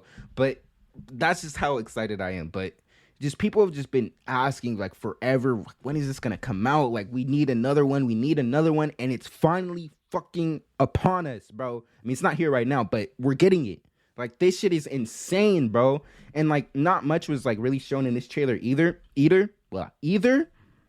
I mean, quite a bit was shown. Like, we didn't get no like in-depth like gameplay look, but we got a few glimpses of actual gameplay. And what we seen, bro, just the graphics and shit. I'm like kind of motor mouth right now, but this shit, bro. Like, we get like a couple combo mix up. We see a little bit of the destruction. Fucking Vegeta fires a Gallic gun. That shit looks crispy. Like, the effects, the rippling effects around it, and then Goku smoothly intertwines it, and then he dodges the Gallic gun and quickly fires back a Kamehameha, and then switches perspectives to Vegeta, and he literally I know you could do something like that in Raging Blast 2, but could you do that in any of the Budokai Tenkaichi games? But he literally just blocks the Kamehameha and sends it flying, and I didn't see it impact, but it'd be super cool if like that impacted somewhere and like, you know, caused a little bit of destruction. And then we see them transform, and that was a super big thing in the old games, like being able to be, in this instance, obviously there's other ones, but being able to be Kid GT Goku, be Super Saiyan like Kid Goku, go to Super Saiyan 2 Kid Goku, and then go to Super Saiyan 3 Kid Goku, and then go into fucking Super Saiyan 4 Goku. Like, bro, like, it's the ultimate fucking Dragon Ball simulator. I'm sorry if my mic is peaking, but I'm just fucking pumped, bro. And so just being able to play as base Goku, go Super Saiyan 2, Super Saiyan 3, and then you go into fucking Super Saiyan God, and then Super Saiyan Blue, and then to go with fucking Ultra Instincts. Like, come on, bro. Like, that is going to be amazing. And then like, also you get, you know, the new additions like with Super and shit, so we'll get like Hit and like Beerus and shit. And one of the big staples of the last games where they just had an insane roster, and I'm gonna get in my negatives in this section. They just had an insane roster from OG Dragon Ball to fucking GT. They had motherfuckers in the game. They had fucking Android 8. Like, what the fuck? They had a fucking I'm just trying to a pool, like a random fucking Frieza henchman, like. And this was kind of where the negatives go. So with all these random characters, they would assign them, and you know, because they probably don't have iconic moves because they're fucking random characters. They would just give them generic ass moves like an energy wave or like rapid energy blast or some shit, explosive wave, or you know, some generic stuff like that. And so I hopefully, you know, I'm fine with seeing, you know, some of that. Like, you only could do so much, like you can't, you know, with characters, but I really hope they make more of an effort to make, and everyone fights pretty much the same. And I would say, and I could be wrong about this because I haven't played in a minute, but the really only thing like distinctly, no, that's cap. Because I want to say the fighting styles are kind of the same, but, and the only thing like there's really difference is the speed, but that's not necessarily the case, because you would have characters like Vegito or like Gogeta.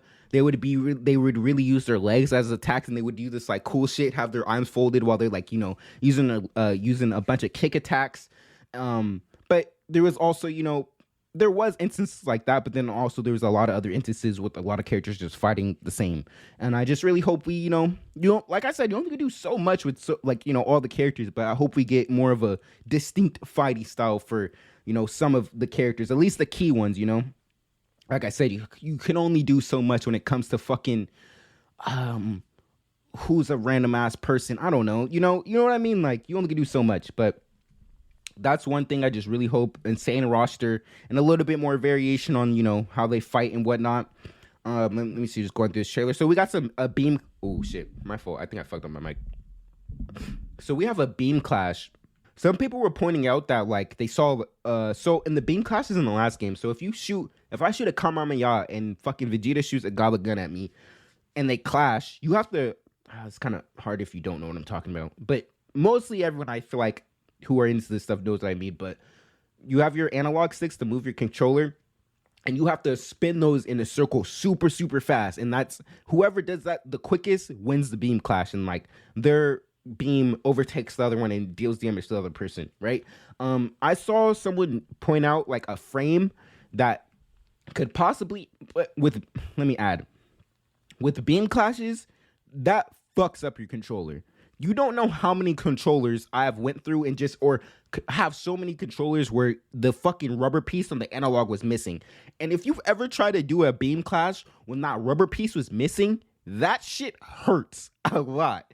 And especially if your shit was like chipped or something and it was like had a jagged edge, like bro, you're not winning that beam clash and without some real self-sacrifice right there. I'm gonna keep it a band with you. But there is a frame, a frame where it could possibly, instead of analog clashes, it's button mashing, which will still kind of fuck up your buttons if how hard you're going or whatnot. So I might be not using my main controller with this game. Probably be using, because I've gotten like 2 controllers besides like the one it comes with. I got like the Spider-Man Spider-Man 2 controller that came with like the symbiote overtaking the red or whatever, and then I got another red controller as a gift. But I'll probably be using my base, the stock PS4 controller that came with it, just so, because I know the controller is gonna get wore down with the button mashing and shit. But if that's the case, or even if it's not the case, if it's analog, like your shit's gonna get fucked up. But what I was saying though, if it is button mashing, I hope that while you're mashing that, so like let's say it's square, it is the button that you're mashing, right? I hope that it like periodically changes. So like you're mashing square, you're really into it, and then it changes to triangle. Then you gotta mash triangle, but like you're still keeping that like who does it the fastest, classic feel. But it's another like element that kind of like keeps you on your toes. So it's not just purely who does it the fastest. You gotta pay attention a little bit. So I just hope something like that's the case if it is button mashing. What is another thing? Oh, one thing that is very, very, very concerning that I saw. It is a possibility that Sparking Zero, this game I'm honestly fucking talking about, will not have local multiplayer. That is a huge deal. Purely like literally, like we were playing just like couch co-op. Like that's where this game thrives, bro. And couch co-op, you're just playing with your friends, you're playing with your family. Like, bro, that's where this game needs to be. Without in a local multiplayer, low-key, like this game's dead on arrival, in my opinion. Like, that's probably an over exaggeration, but that's just gonna take so much from it. Like, I can't wait to. And what's funny is like when this game was, when we found out it was coming out, I actually want to put on a tournament locally. They do that. Like I could set it up at the library or some shit, but like a local fucking Dragon Ball Tenkai G4 tournament. But if there's no local multiplayer, you can't do that. I mean, you can. You're gonna have to like use Wi-Fi and shit like that. You gotta worry about fucking Wi-Fi connection and lagging and whatnot. So if there's no local multiplayer, like that idea is dead in the water. But even then, like I tried to play, and this was when the game was well out, so maybe it's just because I got on it too late. But Raging Blast 2, when I finally got like Wi-Fi, I tried to play that game online and got fucking. So there's team battles, right? And so you could have like 5-6 characters. My team was stacked, bro. I had Broly Super Saiyan 3. I had Vegeta Super Saiyan 3. Fucking, it was stacked. I had some heavy hitters on my team, right? And this man had a bunch of bullshit. He had like not Bardock. He had like Raditz, Turles, um, Krillin, just a bunch of bullshit, right? And this man beat my whole 6-team roster with just Raditz. I was I don't really remember when Raging Blast came out, but I was probably like 11, 12 maybe. And I never hopped back online after that. Like I was like, yeah, you niggas got it, bro. You niggas, it was like, it's like, yeah, bro. I'm not even touching online. And with fighting games, I'm super, super casual. Like I really only play local multiplayer in the story. So, but this is something I'll know I'll be getting day one. So maybe that online challenge won't be there yet, and I'll have more of a ease in going into it. Or I'll get stomped on as soon as I hop online. But I just really hope this local multiplayer, because I know for sure, this is like one of those games I take to my brother's house, or I know for sure we'll already have, like, we'll hop on that like in a heartbeat. And like I said, tournaments and shit, like we just had but I was at my brother's house and one of his friends came over and we're all playing Fighter Z and like, just, betting push-ups and shit. Like, come on, like taking out that local multiplayer element it just takes so much from it, bro.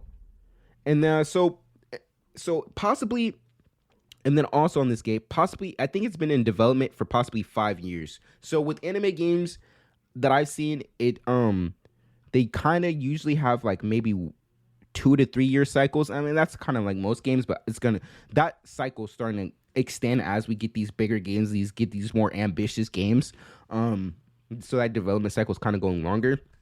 But this has possibly been in development for 5 years, and I say that, which is great, because you get games like Xenoverse 2 has been holding down the fort for Dragon Ball like gaming franchise and whatnot, because that game has been getting updates nonstop, and I'm pretty sure a lot of people are speculating that that was because they were trying to keep us fed. And so wasn't super into Xenoverse 2. I really like that game a lot though, because like the character creation and shit is super cool.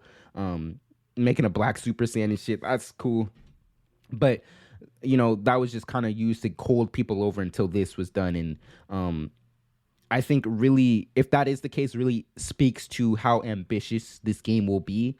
And also when I was talking about the large roster, we got a quick glimpse at like some of the characters. It goes by really fast, and I'm bringing this up because some of the characters we see. So we have, the quick flash. And hold on, I'm trying to slow it down. We'll probably have to go to 0.25. So when it flashes, hold on, and the graphics look great, by the way. So it flashed to Goku, Piccolo, Krillin, Tien. These are all standard characters. Yamcha, who I expect to be in the game. Future Trunks, Android 17 or 18, or Android 18. Cell, but then Hercule.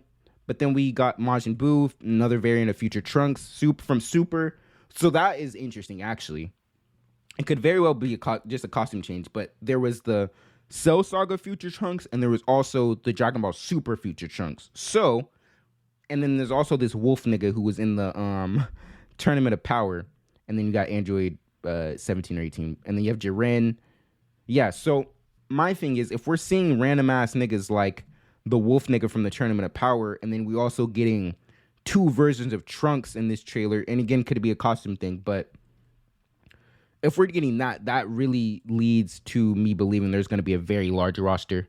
I think it was already confirmed that there's going to be a big roster, but like, just having all those characters, a bunch of random ass characters in it, which I will want to see for sure. What was I saying with that though?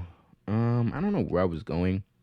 Oh, I hope they include, because this isn't canon, but I hope they include Dragon Ball Superheroes. If you don't know that show, it's purely like fan service. Like, we literally get Super Saiyan 4 Vegito, we get fucking Super Saiyan 4 Gohan, Super Saiyan 4 Bardock, like Super Saiyan God Trunks. Like, we just get a bunch of shit. So I really hope that like they have like a what if section or something, because I think something like that was in Budokai Tenkaichi 3. But I hope they have like a what if section that like kind of plays with that idea. And I really hope there's more stuff to do besides just like the main, like going through the main Dragon Ball storyline. Like Raging Blast 2. Do you go through the storyline in that game? I don't know, but they had like this little mode though where it just was like different battle challenges, and there's some of them were like really challenging. Like you would have to fight high level opponents in a short amount of time, and that was I remember that was super challenging when I was younger. So I hope there's just stuff like that. Just not purely story, and like if it is online, which I just really hopefully it's not. There's more to play besides after you get, it's just not, do the story and then you just gotta hop online. Like that's the only option. So I really just hope there's more variety in the game modes and stuff. Is there anything else I really want to say about this? So what's funny or what's interesting is they were saying how like they wanted this to be its own thing, like how we got the more competitive side of things with Fighter Z, and then you got Dragon Ball Xenoverse for the more create your character type of vibe. And then you got Dragon Ball Z Kakarot that is like purely, story based and like, really RPG elements, and you're going through the story. And I just hope in this they want it to be Furatani.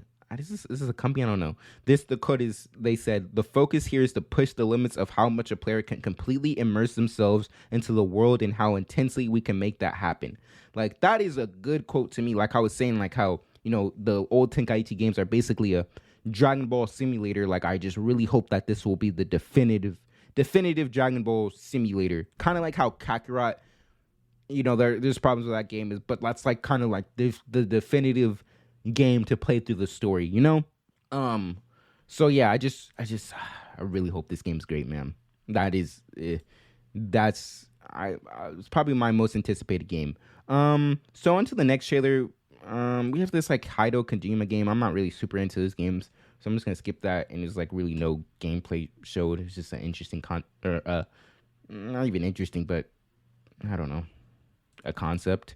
Maybe I'll be more interested when more stuff comes out about it. But on to the next trailer I do want to talk about, Black Myth Wukong. So this game, if I don't know if you guys are familiar with the YouTuber Afro Sinju, but he was super hyped about this game. He did like a reaction to the trailer that came out a while ago, and there was a while ago there was speculation, was this even coming to the West, because this is I think a Chinese game. I'm sorry if I'm wrong about that. But it has like Chinese mythology and stuff, and it's based off of, what did it say, Journey to the West book that came out a while ago, like a very long time ago. There's this movie called The Forbidden Kingdom, super cheesy movie. It probably does not hold up at all. It came out in 2008, and it's some white kid. He just got sent back to the past as Jet Li and Jackie Chan, and who is the character in what is this game called? Sorry, Black Myth Wukong. He's the Monkey King, right? And that's who Goku is kind of based off to. Not even kind of. That's who Goku's based off as well. Where the fuck was I? Sorry. Oh, here's the Forbidden Kingdom, and so Jet Li plays the Monkey King in that movie, and so that's the character that we're gonna be playing as. And what really interests me about this game, the visuals and shit look great. The story looks very like interesting and engaging. I really like to play games like when in other different mythologies, like that's why I'm so drawn to like the God of War games, because I was a big fan of Greek mythology growing up in like the Percy Jackson books, and I know that like the gods are way more fucked up than they are in the Percy Jackson books. So but and then eventually like you're going to to Norse mythology. It's cool like to see stuff about that. And obviously I'm into the MCU and shit. You got Thor, Loki and shit, and those parallels and whatnot. And then like the teas in the God of War games, the newer ones with realms in Egypt and Japan and shit, like that is super interesting. Like other mythologies are super cool, and so like this one is diving into the Chinese mythology. And what I was saying though about Afro Sinju, when he was reacting to a trailer of this game, like honestly probably like a year plus ago, the trailer wasn't in English, so it's like really speculated, is this even coming to the West or whatnot? But it definitely is. And what's really cool about this game, it looks so vast, and like the enemy types look so interesting. There seems to be some really cool boss types, and like the shit you could do, because this it doesn't have a ton of gameplay, but there's actually a gameplay like trailer, like a 15-minute gameplay trailer, and just like some of the shit you could do is like insane. Like you could like I advise everyone to go try to watch that Black Myth Wukong gameplay trailer, and not just like this and not to say the trailer that they showed right at the Game Awards was bad, because it's definitely worthwhile to watch, but that other gameplay trailer just shows like, you know, a lot more of the game. I think this trailer really more accompanies like what's gonna happen in the story and shit. So it's just like looks like some insane set pieces. Like this man just jumped on a dragon. He's fighting what is that? A giant fish monster or a giant turtle? Like, come on. Like, this shit looks amazing. And the gameplay looks solid, bro. So, hey, you got my buck for surely. Yeah, I don't really have anything more to say about that, but it just looks great. So if you have not heard of that game, go check out that gameplay trailer immediately. The next thing is Suicide Squad Kill the Justice League trailer. So, yeah. I mean, I don't have like a ton to say about this, but I just recently they did an alpha, and so this game got delayed because I had a bunch of dumbass like microtransactions and different type of currencies in the gear system, and just a bunch of bullshit that bogs down a lot of these games. And so they delayed it, and I don't know if they completely fixed all that, but they were fixing some of that shit. But the alpha came out, and I've seen some people play it on Twitter. I didn't see them play it on Twitter, but they played it and they talked about it on Twitter. So they were saying it was pretty good. So it's set in the Arkham universe, like the previous Batman Arkham games. And this just looks like it reminds me, not like mechanically or anything, I guess. I mean, I don't know. It kind of just gives me like the Guardians of the Galaxy game vibes. That game is really cool. And so this is like a co-op game, and you're playing the Suicide Squad, and Brainiac takes over the world and brainwashes the heroes. So you got an evil Superman, evil Batman, evil fucking Green Lantern, evil Aquaman, evil. This basically the whole evil Flash, like basically the whole Justice League. And I think Wonder Woman Diana, she's the only one not infected, so she's kind of helping out the league. And since she's really the heaviest hitter, on the Suicide Squad, it's King Shark, Captain Boomerang, Deadshot, and Harley Quinn. And there was some criticism, and I probably have the same shit. Captain Boomerang is using a fucking gun the whole time, and it just I don't know. Is this purely open world? Is this more linear? I'm not really sure, but the traversal seems pretty cool. The gameplay seems pretty cool, and it's just like I really want to experience this story, really. So that's where I'm invested in. Like the gameplay could be serviceable. Of course, I would want it to be great, but you know, if it's not all that cracked up, I just really want to experience the story. So that's why it's really has my attention. And like, it's our first time seeing the Justice League in the Arkham universe.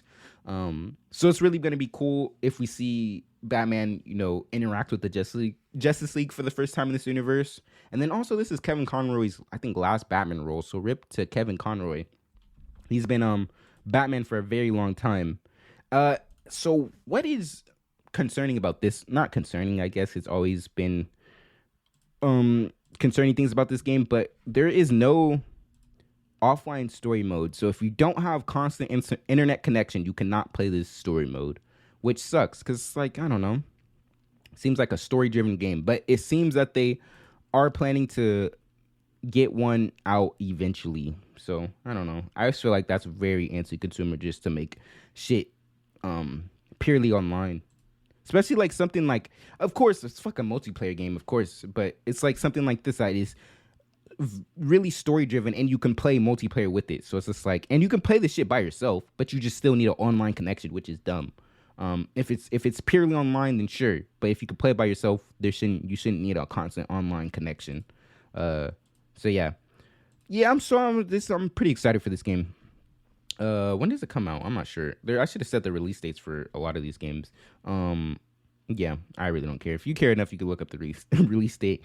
So like the next big thing, I really fucking love this trailer, but I'm gonna get into it why it could be possibly bad. But Bethesda, so a subsidiary in Bethesda called Arcane, so they made the They made some recently a big stinker, Redfall, which was Xbox exclusive, which is a big stinker. But they made the Dishonored games, which are they're really good stealth games. I played Dishonored 1, and that game was really hard. It took a lot in me not to give up on that game and actually beat it. In my opinion, it's really hard. And I tried to play the second one, and I was just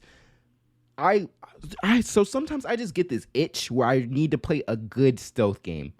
Even though I'm like not super good at them, but I just sometimes I just feel like sneaking around, you know. And it's there's just some really good stealth games. Oh, what did they do recently? They did what was that one? Deathloop. I didn't hear like the greatest things about it, but I didn't hear like it was just straight up terrible. But wait, did I even say what game this was? It's a Blade game, which is fucking surprising. So with Marvel games, we're getting there's a Captain America like World War II game maybe with Captain America, Black Panther, but it's not T'Challa. I think it's his grandfather, maybe even his dad, but maybe his grandfather. You get that, and we're getting an Iron Man game by EA, and then we're getting obviously we got the Spider-Man stuff, and then we got this Blade game, and there's something else. I feel like there's something else I'm blanking on. Oh, Wolverine. Yes, Insomniac's Wolverine. So we're getting a lot of good Marvel shit. And this trailer's really good. There's no gameplay or anything, but I just really love the vibes in it, you know? It's really some black nigga shit. Like it's really some black people shit. Like you could really see like whoever they got to work on these character designs, or you know, or this like this the direction of the trailer in general. You can tell, you know, some melanin worked on this. So basically, so it just starts. All right, so this game is set in Paris, and I guess there's this a vampire outbreak, and you know your Blade dealing with that. I'm not like 100% on the details, but the trailer starts in a barbershop, right? And there's a bunch of crosses and shit hung up, like he's super like religious, or he's trying to ward off vampires, if that even works. Sometimes it works, crosses and stuff. But Blade is chilling in the barber's chair, about to get sliced up, and I think a song comes on, and Blade's like, turn that shit up, and just whoever's it just seems like some authentic shit. Yeah, and he's over here just vibing. I'm watching the trailer. I watched it before, but I'm just going through the trailer right now. But he's just vibing and shit. And so hold on. Interesting. So I didn't know this. So on the thing that like he going to turn up the music, there's a alert. It says attention, and it's a countdown, and there's a sunset in the background. So maybe they're already used to dealing with vampires and shit, because it's a countdown. So I'm pretty sure it's a countdown to when it's nighttime. And what I really liked about this trailer though, it's super stylized too. Arcane, their games. I saw this idiotic statement on Twitter. Oh my god, they're like, man, I'm tired of superhero games that are looking super realistic. Can we get like a stylized shit? And they were talking about the Blade trailer. And this shit is stylized, buddy. Like, what the fuck were you watching? Were you watching this shit with your eyes closed? Like, what the fuck? It just has like a cartoony style, but like not too cartoony. But it's not like your realism shit. Like how the character models look in Spider-Man. There's like a little cartoon comic book vibe look to these characters. And so what was really funny about this trailer? So the guy that's cutting up Blade, he's super tense for he's super tense. He knows he's a vampire. And so he opens his razor and he accidentally cuts himself. And Blade has this like, it's not highlighted at all. Blade has this reaction when he cuts himself. He sniffs, and like he can smell the blood and shit. Like obviously he's a vampire, half vampire, and it's just a really cool detail in the trailer. And so the guy, he like cut himself, and he takes a deep sigh, wipes his the blood on the towel, and like he holds his cross. And then Blade's just like, relax, bro. I don't bite. And then like as he slices, he's about to start slicing a Blade, an alert goes off, and I think that was the end of that countdown. So I'm pretty sure it's nighttime, and so a bunch of Blade just looks so cold. He throws on his shades. He has his fangs out. And then he tosses the dude a 20. And then he suits up his black trench coat, got his gadgets and shit in it, has this big ass hand cannon. He got that big dip. He got that big shit on his side, boy. And then he says, "Knight's just getting started." Then he unsheathes his sword, and then it cuts to the title blade. Like it was just a very well made trailer, super stylized, great production on it. We haven't seen any gameplay or anything, but the concerning thing about this is it's made by Arcane, who is under Bethesda, who is now Bethesda got bought by Microsoft. So people are saying, and also, hold on. Bethesda has declined to comment when asked if Blade is an Xbox exclusive. That is sad news to my heart. But honestly, I'm not really tripping because I have a PC or Xbox by then. But it's a sad news for a lot of people. But so people were speculating this though, if it is, because and with Starfield and I think Redfall, I think those are the only two games that Bethesda released under Microsoft. Those were heavily marketed to be Xbox exclusives. But because I was gonna say maybe that because I saw this point that maybe because this wasn't like an Xbox like showcase or whatever, like they weren't gonna give it that Xbox wrapping and slap their Xbox tag on it. But then also there was another game, Exodus. At the end of that, I'm pretty sure it said Xbox only. Hold on, let me see. Exodus, and then what the fuck? It just ended. I swear there was an Xbox tag in the trailer at the start. Maybe I was a little wrong on that. Maybe I was wrong about that. So yeah, so I mean, this could be it could be an Xbox exclusive. It could be a multi-plat. Hey, we got this PlayStation boys got Spider-Man, so I would be upset it's console exclusive, but hey, fair is fair, right? We get fucking amazing, fucking a great game like Spider-Man, and they can get something cool like Blade. But yeah, that would just be very disappointing. It is console exclusive. Senseless Zenless Zero. So there was a trailer for this. I've been seeing some clips on Twitter about this. It just looks super anime. Like the cutscenes I was seeing, like the comedy, like really wasn't my vibe. So that kind of like turned me off from it. But then the gameplay looked pretty interesting that I was seeing. I didn't really get a good gauge on what it's like a hack and slash or like a shooter. Like I don't know really what happening. There's a lot of different stuff going on. So what I'm saying is if I hear some really good things about Senseless Zone Zero, then I'll go check it out. But overall, it just wasn't really holding me. But something that was really interesting, a trailer that gripped me without any like gameplay or anything, was The Last Sentinel. So it's like seems a sci-fi. These guys look like some. Could be wrong, but they kind of look like some high-tech samurai arm like variants. Like kind of looks like it has a samurai helmet, but then it has some high-tech guns and shit. And there's like a robot, but this robot's trying to break into this I wouldn't even say stronghold, but it's like these kids and these other lady robots that are all the same are like trying to protect these kids, and they're just in this dark place, this rundown dark place. And as they're about to break in, the lady, well, one of the dying robots says, "Don't worry, the demons come." And so like this person, the demon, comes in and like decimates all these troops and shit.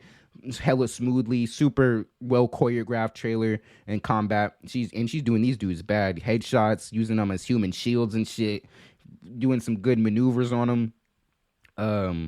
But yeah, so I'm not really sure what the fuck is going on, but yeah, this has definitely caught my eye, and it's definitely something that I will be wanting to see more of eventually. Bro, I swear, I promise you, one of these game trailers had an Xbox tag on it. Yeah, I guess I'm just wrong, bro. So yeah, that seems really interesting. Like I said, no gameplay was shown on it. But I'm keeping an eye out for that.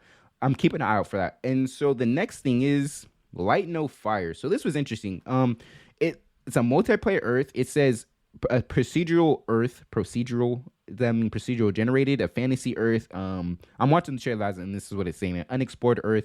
And it seems like there's four all footage in-game multiplayer. So this is all gameplay footage, and it seems four types of classes of guys. So there's like four guys together, and like there's like a dwarf type of shorter guy, and there's a oh, did it show some combat? Because I did not. When I first watched this, it just seems like, oh yeah, he was like slicing and shooting an arrow, and they're like riding dragons and shit. It honestly just seems like a fun multiplayer time, just like a exploration type of shit. And it seems like in the bottom left corner, there's like it looks like a kind of survival meter, like daylight and maybe your food and stuff. So I think it's gonna be, it'd be cool if it's like a survivor thing with multiple people in a very. It looks just super. Is I like the style of it. Mechanically, it doesn't like the animations and shit don't look super smooth. I mean, that's not like the biggest deal. Like if the gameplay is like cool and shit, and the story is ambitious and whatnot, like I can get past some like more clunky gameplay mechanics. And I even say it looks like super clunky. It's just like not hella fucking smooth and shit, which is fine. Like that is fine, completely 100%. Like not everything has to be seamless transition and shit, which would be great. But you know, a lot of games, you know, what am I trying to say? Just because I have that standard for some shit doesn't make a game without it bad. I think I already said that, but I don't know. Yeah, so I was saying there's different types. So there seems like this shorter like dwarf type, and there's like this bunny guy, and then like there's these two other, I can't really get a gauge on. Oh yeah, he looks like a fox or some shit. So these animals, all animals. But yeah, he's just like flying around on a dragon. It looks super vast and shit. And my friends are boring, so they only like fucking COD and 2K and shit. I mean, one of my other friends, I feel like he'll be more interesting to explore, but it really gotta, for some shit that's like not his usual, it really gotta really grab his attention. So hopefully I can find some people to play this with if it does end up looking like something I'll buy. And then the rest, we got the finals, Final Fantasy, not really into those games. And then the last trailer though is Monster Hunter Rise. And so I'm a really not well, hold on. I have a problem with saying like I'm a really big fan of something, but like, and not even saying like I'm not a fan of it, but I'm like kind of over exaggerating it. But I'm interested in the Monster Hunter games. That's a better word for it. I don't know what it was called really, but it was like a Monster Hunter game on PlayStation 4. I just really like the vastness of it. Like there's a whole bunch of different like weapon types and stuff, and bunch of different armor types and whatnot. But then it was kind of a lot. That was really when I was first easing into RPGs, and that is a real RPG right there. So that was probably kind of a little bit too much to be like on an introduction level. And I'm gonna say that wasn't my first, but like real one that like I sought out type shit. And so I was kind of lost on how to like progress, and like I was trying to like fight this monster, and it was like, and you kind of need a team for that too. And I was just like kind of getting paired up with some bad randoms, and you know, didn't really have anyone to play with, and I didn't really know how to progress. Like I was trying to get this armor set and really didn't know how to do it. And I was just really out of my depth. And but like overall, I love the mechanics and the gameplay and the just the different type of monsters and the way you defeat them and setting traps and whatnot and finding scents to monsters and tracking them down. Like all that was so super solid and fun. But it's just like, you know, the more RPG elements, I was kind of out of my depth a little bit. But with this new one, Monster Hunter Wilds, it seems like a open. So, and then also with the Monster Hunter games, like there was this hub world where you would upgrade your weapons and shit, and craft weapons and craft meals that give you like buffs and shit for your next mission. And then you would go into these I guess these other hub worlds where it was like kind of like this set map, and like you kind of, you know, there's different sections to that map, and you might go to that map and track a monster to, like, you track that monster and you end up in a different section of the map, and you track a different type of monster, you end up in like in a different section. So it was just like already like built levels, but they were pretty vast. But this seems like completely open world, and like in the trailer it doesn't show like too much gameplay. Like I don't know how the fighting's like, but he's like just running from these like a pack of monsters, and then like he runs into these like he's like riding this this mount, and he's like, he leads the monsters to like the pack of like armadillo shits I was talking about, and then like the monsters that were chasing him start attacking the armadillos and shit. And then like there seems to be this dust storm he's running from, and like kicks into the third gear, and his mount starts going, and like he's overcome by the dust storm. And then it's like a whole different vibe. Like he's super like muddy and dusty, and like the monsters that were chasing him, where there's lightning strikes everywhere. The monsters are chasing him, is like attacking all the other shits, like I said. And then like he's like jumping on shit with his mount, like seems to be maybe like launch points that his like mount can jump on. and his mount can like fly or float. It seems like it just seems like probably more my speed with Monster Hunter. Like more of an open world, probably not. I fully expect to have it RPG elements, but also like now that I'm more familiar with RPGs, maybe it's not gonna be as I'm not gonna be as lost. Yeah, I really want to see what the gameplay is looking like on this because this is definitely something I'm interested in and being interested in the Monster Hunter world. But from the shit that GameSpot posted, I think that's the last trailer. Like I said, so if there's any other trailers that if these aren't all the trailers and there were some cool ones, I'll probably run across it at some point. But yeah, that's pretty much it for the trailers though. I'm super excited about that. All those like anticipated games, and I got so on my just real quick on the like list of games that I really want to check out. We have Baldur's Gate 3, Alan Wake 2, and then a list of indie games: Cocoon, Dave the Diver, Dredge, Sea of Stars, Viewfinder, and then other games we have Armored Core 6, Hellblade 1, Hellblade 2. And so those are games that like are out already that I'm gonna check out, but then also we have all the games on this list. So I don't think it really is a point of listing those since they're so well ways away. But those are the games during the Game Awards that I said I wanted to check out. But yeah, let's move on to our weekly watch list. I'm actually pretty excited to get into this. So yeah, I was talking about the Wonder Woman Dead Earth comic. I was finishing that up, but I really want to like just get into depth with that. So I'm gonna skip over that. I watched before on the Sunday. No, I recorded on the Saturday. But I watched the new Hunger Games movie last Sunday, and it's like 2:45, 3 hours or whatever. And I enjoyed the movie. Really, I didn't think I really would. I heard some like kind of middling things. The review I listened to by Mr. Sunday Movies on the podcast Weekly Planet with Mason, his co-host Mason, they were like kind of middling on it. Honestly, what they said about it is kind of how I walked away with it. I liked it, and it felt like I feel like it was a really good because it was about the guy Jon Snow or whatever, like the old guy with the white hair in the previous Hunger Game movies, his origin basically. What I'm trying to say, it told his origin well, in my opinion, and it felt like it felt really complete. Yeah, so it just felt like a really complete like origin in telling, even though it was pretty long. I didn't really feel the length of it at all. Pause. I didn't really feel the length of it at all. Yeah, I felt like a breezy 2:45 or 3 hours, however long it was. But on the music side of things, we got a couple things. I found this new artist, Rob 49, not Baby V's. I'll be talking about Baby Smooth, but V's, he released this freestyle, ATL freestyle 1 and 2 with Lil Tyler and Rob 49, and I just liked how Rob 49 was rapping on the track. To be honest, so then I went and checked out his music. And I didn't really fully go through his discography.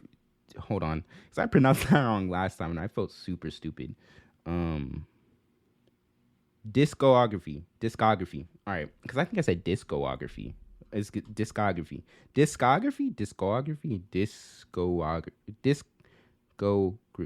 Discography. I don't fucking know. Whatever. But yeah, I was checking out some of his music. I don't think I went through a tape, but I was just going through his popular. But I took Mama with Skilla Baby, my fault, and Tay-B. Skilla Baby and Tay-B. And then I got Nobody's Safe and Same Side with by Lil Durk featuring Rob 49. So I don't know, he just so what's funny is I thought he was from the UK with his accent and shit, and some of the shit we're saying, like he's like see, I want to see that Batman die, and that's like I was watching Top Boy and they would be saying shit like that, like Batman, but I guess that's Jamaican shit. So they in Top Boy, they were like from the UK and shit, but they were also like had Jamaican ties and whatnot. So that's why they were using that type of slang. So I thought he was a UK rapper, but I guess he's from like Louisiana and shit. But still on the music side of things, Baby Smooth dropped a new tape, and brother, that boy went. How many tracks are on it? So Baby Smooth, for me, he's one of my favorite sleeper rappers type shit. Where it's like, when I talk about my favorite rappers, he doesn't come up. But then when you have shit like Spotify Wrapped, like he's in my top 5 and shit.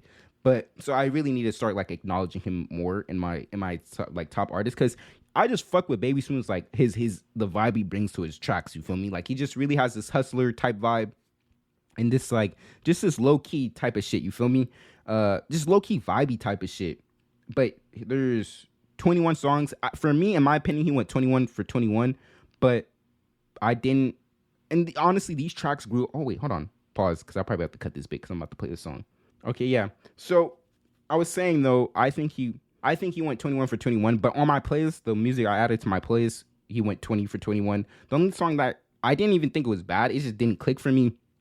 And maybe with the so I got to a chance to because I like to listen to albums, and this is I'm sure a lot of people do this as well. But for me, music like oftentimes like really grows on me. So I like really want to ingest the album and listen to it a couple times, especially if it doesn't click that. This clicked that first time, but I'm saying just in general, if it just doesn't click with me that first time, like there's a possibility. I just don't get it yet, you know? Like it just didn't hit me yet, and so I like to listen to some a couple times, and it usually clicks with me and shit. But Donnie Katana is like really the only song that I really wasn't like vibing with that much, and not even say it was bad. It's just Baby Smooth, he was like more on his mumble rap type of vibe, and I just really wasn't messing with it on that track. And he has other mumble rap tracks that I like, but it's just that one. The beat is crazy though. I love. That's the thing. His beat selection on this album is fucking amazing. I just love Detroit niggas beat selections. Like they just really know how to pick a fire ass beat. And when I like their type of beats are what I imagine in my head when I watch like anime fights and shit. Like that's like the type of beats that I imagine. But some tracks that stood out to me that I found myself constantly revisiting on the album though. The album's called Young Rich Bastard. My fault. I should have said that. Young Rich Bastard by Baby Smooth. But the tracks that I found myself constantly coming back to are Scrimmage, One by One. The beat on this, it just has this. Hold on, let me listen to it real quick. It just has this this melody in it. It's just like this. I really been trying to rack my brain to find out what instrument makes that noise. Is it a violin or something, like one of those type of deals? But it's just that little like I don't know what to call it, crescendo, just like the like the like, and then the other stuff surrounding the beat, or that little like part of the beat. It just makes me. So when I listen to music, it's just like I picture like sometimes I picture specific scenes in my head, and that comes to me of like going through and just like dressed up in some like, you know, all black like suit and shit, and like just and carrying a briefcase, and like I imagine like a heist to that beat or some shit. I don't know. It's kind of hard to explain what's in my brain, but I don't know. It just that gives me that type of vibe. But I found myself coming back to Scrimmage, One by One, Love Me, Blue Monty, Celine, Out on the Rim. Oh wait, On That Rim, my fault. Second Date, War Pape, and honestly, all the tracks are great. But those are the ones I found myself coming back to. And like I really liked how Blue Monty, he has a song on his I forget which one, but I really like the album, but called Pink Monty, which that song is fucking fire. So this was like, you know, is a follow-up to that or whatever, and that just feels like it has the same type of vibe, but obviously the tracks are different, but you can feel that kind of like connectedness. And same he has a song on here called Second Date, and he has a song on a different album called First Date, and you could feel that connectedness with the songs too. And I just like how he did that. And you know, it's not new for artists to do or anything, but you know, with it's cool to see that continuity, you know. I think that's really on the tape. Definitely go check that out for sure. Baby Smooth, so fire. But then also something I want to watch though. So Merry Little Batman, I talked about it I don't know what episode it was, but it just looks super like a fun time. And this came out I think Friday, and I'm on the 8th, and I missed it. But yeah, I definitely want to check that out for sure. Probably won't be like a main topic or anything, but it was only like an hour 20, so I'm honestly gonna check that out fairly soon. So hopefully I get some time to do that. And then I want to watch The Boy and the Heron. That was gonna be because I forgot the Game Awards were wrapping up and shit, and I didn't know there was a bunch of trailers gonna be in it. but that was going to be the main topic. But I didn't get around to seeing it, so it wasn't going to be the main topic. But I wanted that as a main topic. But it's probably just going to be something I see. I'll just talk about my weekly watch list. But yeah, that's pretty much it. I have need to finish Pluto and Blue Eyed Samurai on here still, which I'll keep on here until I'm done because I really want to finish those. It's just like I just have not just been allocating my time properly. But as we're closing out, we get into the Pondering My Orb section where I just, kind of reflect on my week or so, or where I'm headed, and hopefully from me reflecting and whatnot, that makes you think about your life and what you got to do better, or what you got to appreciate in your life more, whatever the case. But for this week, my focus is on family. I've been super kind of not keeping up on my familial ties. I don't know. Like, I just have not been doing a good job of just reaching out to my family because all my family is scattered across. Most of my family's out east on my dad's side, so really have to make more of an effort to call them and shit, and reach out to them more. And also, they could reach out back or reach out first, but yeah, I just don't already do a good job with reaching out. So it's like, why would you reach out to someone that doesn't really reach out to you? But so it's more as I reach out more, that will build. And I just think it's important, especially since, a lot of people aren't fortunate to have family that they like and can contact like that or regularly. So I feel like it's very important to appreciate that and really keep those bonds strong and whatnot. And I've kind of been slacking these last couple months. And so, yeah, I need to get back on that. Like, I got 2 little brothers, spending time with them and shit, making sure they don't turn into some fucking weirdo incels and shit like that. So, yeah, definitely my focus this week is contacting family or spending time with family and shit, and seeing what's popping with them and whatnot. But that's honestly pretty much it. But, follow my main YouTube channel, DS2 Smooth. Follow my second channel, DS2 Smooth Elongated. I'll be, honestly, tonight, if I have time, we'll be recording Cyberpunk 2077 episode for my playthrough on that, the first one. I might not have the time tonight. Probably just focus on editing this and whatnot. Try to get this out in a timely manner or not. I try to drop these on Monday, but, shit. I just need to just lock in and just go through these, like, what am I at right now? So I gotta edit, and it's not even super a bunch of editing, but 2 hours and 17 minutes just going in, cleaning up all the dead space and whatnot. But it takes a good chunk of time. So yeah, what I say, follow my second channel, follow me on the socials, Twitter, Instagram, TikTok at DS2 Smooth, and the YouTube versions. I've been thinking about not using my YouTube socials because it's like, what's the point? Because I'm really just I'm gonna keep them because I post like clips and shit, and I kind of don't want to bog my main shit with that. But like my main announcement post, like when I post a new video and shit, I just post that on my main because that's where my followers are. So maybe I'll just post when I do new video and just still keep those socials and post my clips and shit there. But yeah, I think that's pretty much it for this week. Oh, DS2 Smooth YouTube is the YouTube equivalent to the socials on Instagram, TikTok, and Twitter. But yeah, that's honestly pretty much it for this week. I hope I didn't forget anything. I feel like we had a pretty decent episode. A lot to talk about gaming wise, which is a great shakeup. Because I really don't have like a bunch of great gaming news. A lot of it most weeks. So yeah, it was really cool having a big gaming week. But yeah, I'm just yapping at this point. So let me just end it here. I'll catch you guys. What will be next week's topic? It will be, if I don't have anything, and if I don't have anything, I'll probably be, the main topic will be going over Wonder Woman Dead Earth, because I honestly think that comic's really great. But honestly, I don't know.